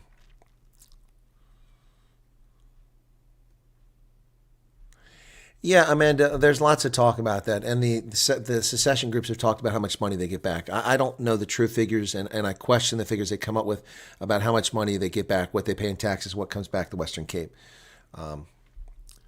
You got Rasooled. Hey, Jeremy. It means you start at 4 a.m. UK time. So, but yeah, well, look, I mean, I preferred it when I started 11 p.m. my time, and then I was done by 1 or 1:30, 2 o'clock, worst case, doing this nightly thing because we have daylight savings. We jumped ahead, so instead of 7 hours, which worked perfectly for me, we're 6 hours difference from South Africa, and that's where I base my time off of. So just waiting till midnight is just too late, so I couldn't wait till midnight, so I've been doing it from 11:30 the last few days. So, but next week I'm not doing consulting. I was mistaken. That time has shifted. It's the 2 weeks after that. So next week I'll still be available, so we'll still be in this through next week. Yep. Yeah. I see a lot of Russian people around the world, and many of the Russian people I meet are arrogant, rude, drunk, disrespectful, and uninteresting. I'm not trying to attack the Russian people. I'm just saying those are the people I've seen in diplomatic communities. Those are the people I've seen in Africa who are Russian. The people I've seen on beaches in Europe and in holiday destinations in Europe. Yeah, they just, I don't find them particular. But I can't condemn 138 million people based on my anecdotal experiences. But that's what I've run into.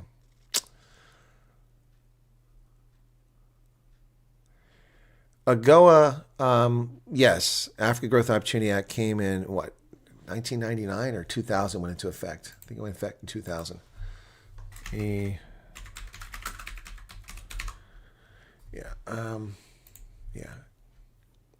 of 2000. Clinton was still president. Yeah, that's what I said. It's been a while since I looked at this.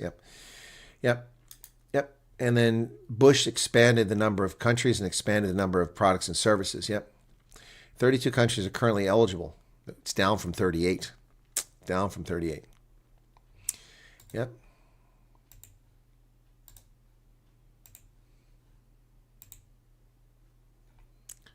Total goods and trade in Africa were an estimated $71.6 billion in 2024. Exports were $32 billion, up 11.9%, and imports were $39. So we have a trade deficit of about $7.4 billion with Africa,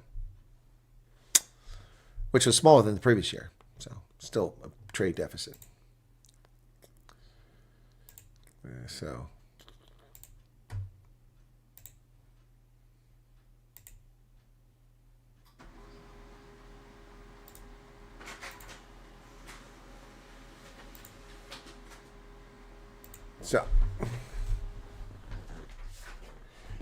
Value of total value of goods traded with Sub-Saharan Africa. 2002 to 2022, 20-year period. Byron Gerber. We haven't had many subscribers tonight. Thank you. I'm going to miss our beautiful country and fellow Afrikaners. So sad, says Derek. Okay. Total goods to trade. Trade balance. Total goods. Imports, exports. Okay. Well, this is what's a lot lower than what that said. This says 49 billion. Goes up and down. 2008 was 204 billion, but that was because of the high price of fuel. Yep. AGOA oil imports. 2008 was $61 billion in oil imported from Africa. Now, in 2022, it was 4.6 billion. Almost no oil coming from Africa. Yep. Apparel imports, negligible. Yep. Trade balance has always been negative. We've never had a surplus with Africa. We've come close to balance, but we've never had a surplus. We have given, so all this stuff about, they're pillaging Africa, they're stealing our minerals, they're raping us. What a crock of horse shit. We have never had a positive trade balance under AGOA with African nations. All the countries involved in AGOA, and that's the other thing too, the number of countries rises and lowers based on their qualification. Some states are no longer qualified, so they're taken off the list, and so those numbers disappear in future years, and then more get added, and those numbers get added in there. So that's why it's a little bit inconsistent on the data, but the data is correct, but the numbers jump up and down sometimes. So we've 2002. 12% deficit, 2003, 18%, 27%, 40%, 47%, 56%, 53%, 67%. It's crazy. We've never had a positive. We came close in 2015 where it was 0.8% deficit. Yeah. So pillaging and raping Africa, total bullshit. Total bullshit. All these goods come in here duty free and we have a trade deficit with you. We lose our ass. We lose tax revenue and it's generous to a fault and we still get attacked all the time. We had a Russian colleague showed up at the office pissed out of his brackets, claimed the company couldn't do anything about it because it was part of his culture.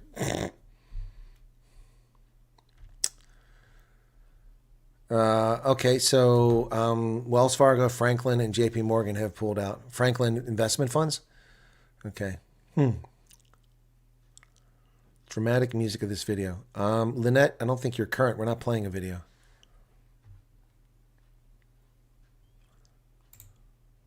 We're not playing a video right now. Anyway, get rid of the Cool in the Gang one there. All right, so, excuse me. Russians are respectful, friendly, generally positive about life. Meet and mix with a number of them in UAE, working with leadership, big oil companies. All right, Megas, your experience is entirely different than mine. Like I said, I can't stereotype 138 million people. Yeah, Africans, remember, minerals are bought, not stolen. We pay better and treat local company employees well. Yeah, much better than Chinese do. Yep.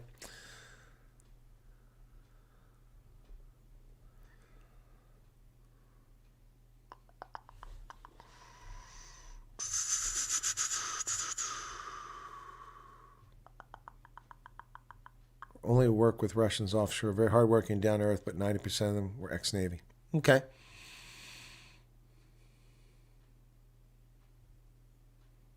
Australia, time difference, yeah. Karen has a Russian client who's a piece of work, very rude. Yeah, well, I mean, people are people. It's a cultural thing, so.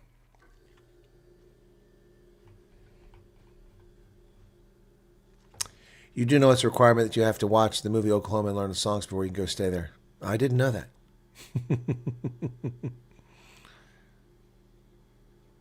I don't know. Venant Dutoy was a farmer in the Congo, not Congo DRC, I think in Brazzaville. So you got a sleep monitor? How many hours have you clocked this year? This year, Giuseppe? Hey, Giuseppe, I saw you on the Common Sense Conservatives. Thank you for appearing there. I don't know. Not enough sleep. That's for darn sure. Maybe that's why I got cranky with Ritsima. Oh, you think the Russian pilots are crazy? Freaking UN helicopter crashes are almost always Russians or Ukrainians who crash the damn things. It's crazy. Yeah, they are crazy. And they drink more than you. They're highly entertaining as long as you're not in their flight path or on their aircraft. Yeah, they are entertaining.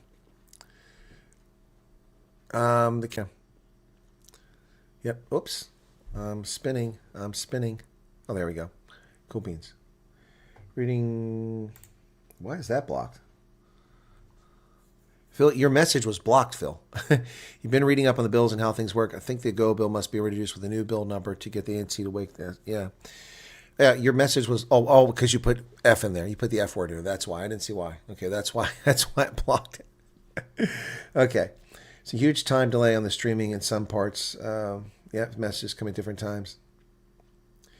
It's probably the YouTube MCM. Or not YouTube, but probably the internet. Yeah, people are behind. Plus, people fall behind. There's a delay, and it's imperceptible to human eye and ear, and it's microseconds. And over time, it adds up to a few seconds, and then if it's long enough stream, it can add up to significant time delay. And so we played that video a long time ago, though. So maybe you should join late, and people just hit the button and they go from the beginning. Tried his luck in the old Belgian Congo on the seaside of the DRC. Yep, he was a farmer up there. But he came back to South Africa. Afrikaner dominated organization does not want their support to leave South Africa. Whom are you talking about? Reckon the unemployment rate is above 50% if you count. Well, yeah, it's over 50%. I'm pretty confident of that. The numbers the government reports are BS. Alan said Russian students are arrogant. Been reading up on the bill. Okay. That time, you put it back. You put the asterisk in, it went through. Yep. African minerals are sold to whoever pays, usually for their own corrupt governments. The ones, yeah, that's the thing. So it's like Guatemala. If they won't give us the money, we won't give them minerals. Hey, dingbat, we're buying the minerals. You're not giving us anything. We're buying them. Oh my goodness, Guatemala, solo.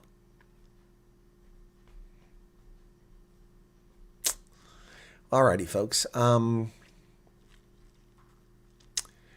Yeah, don't get rasooled. Don't get rasooled. We already had somebody rasooled tonight. When you get blixemed and when you get put in a timeout in chat or you get blocked on a channel, you've been rasooled. You've been PNG'd.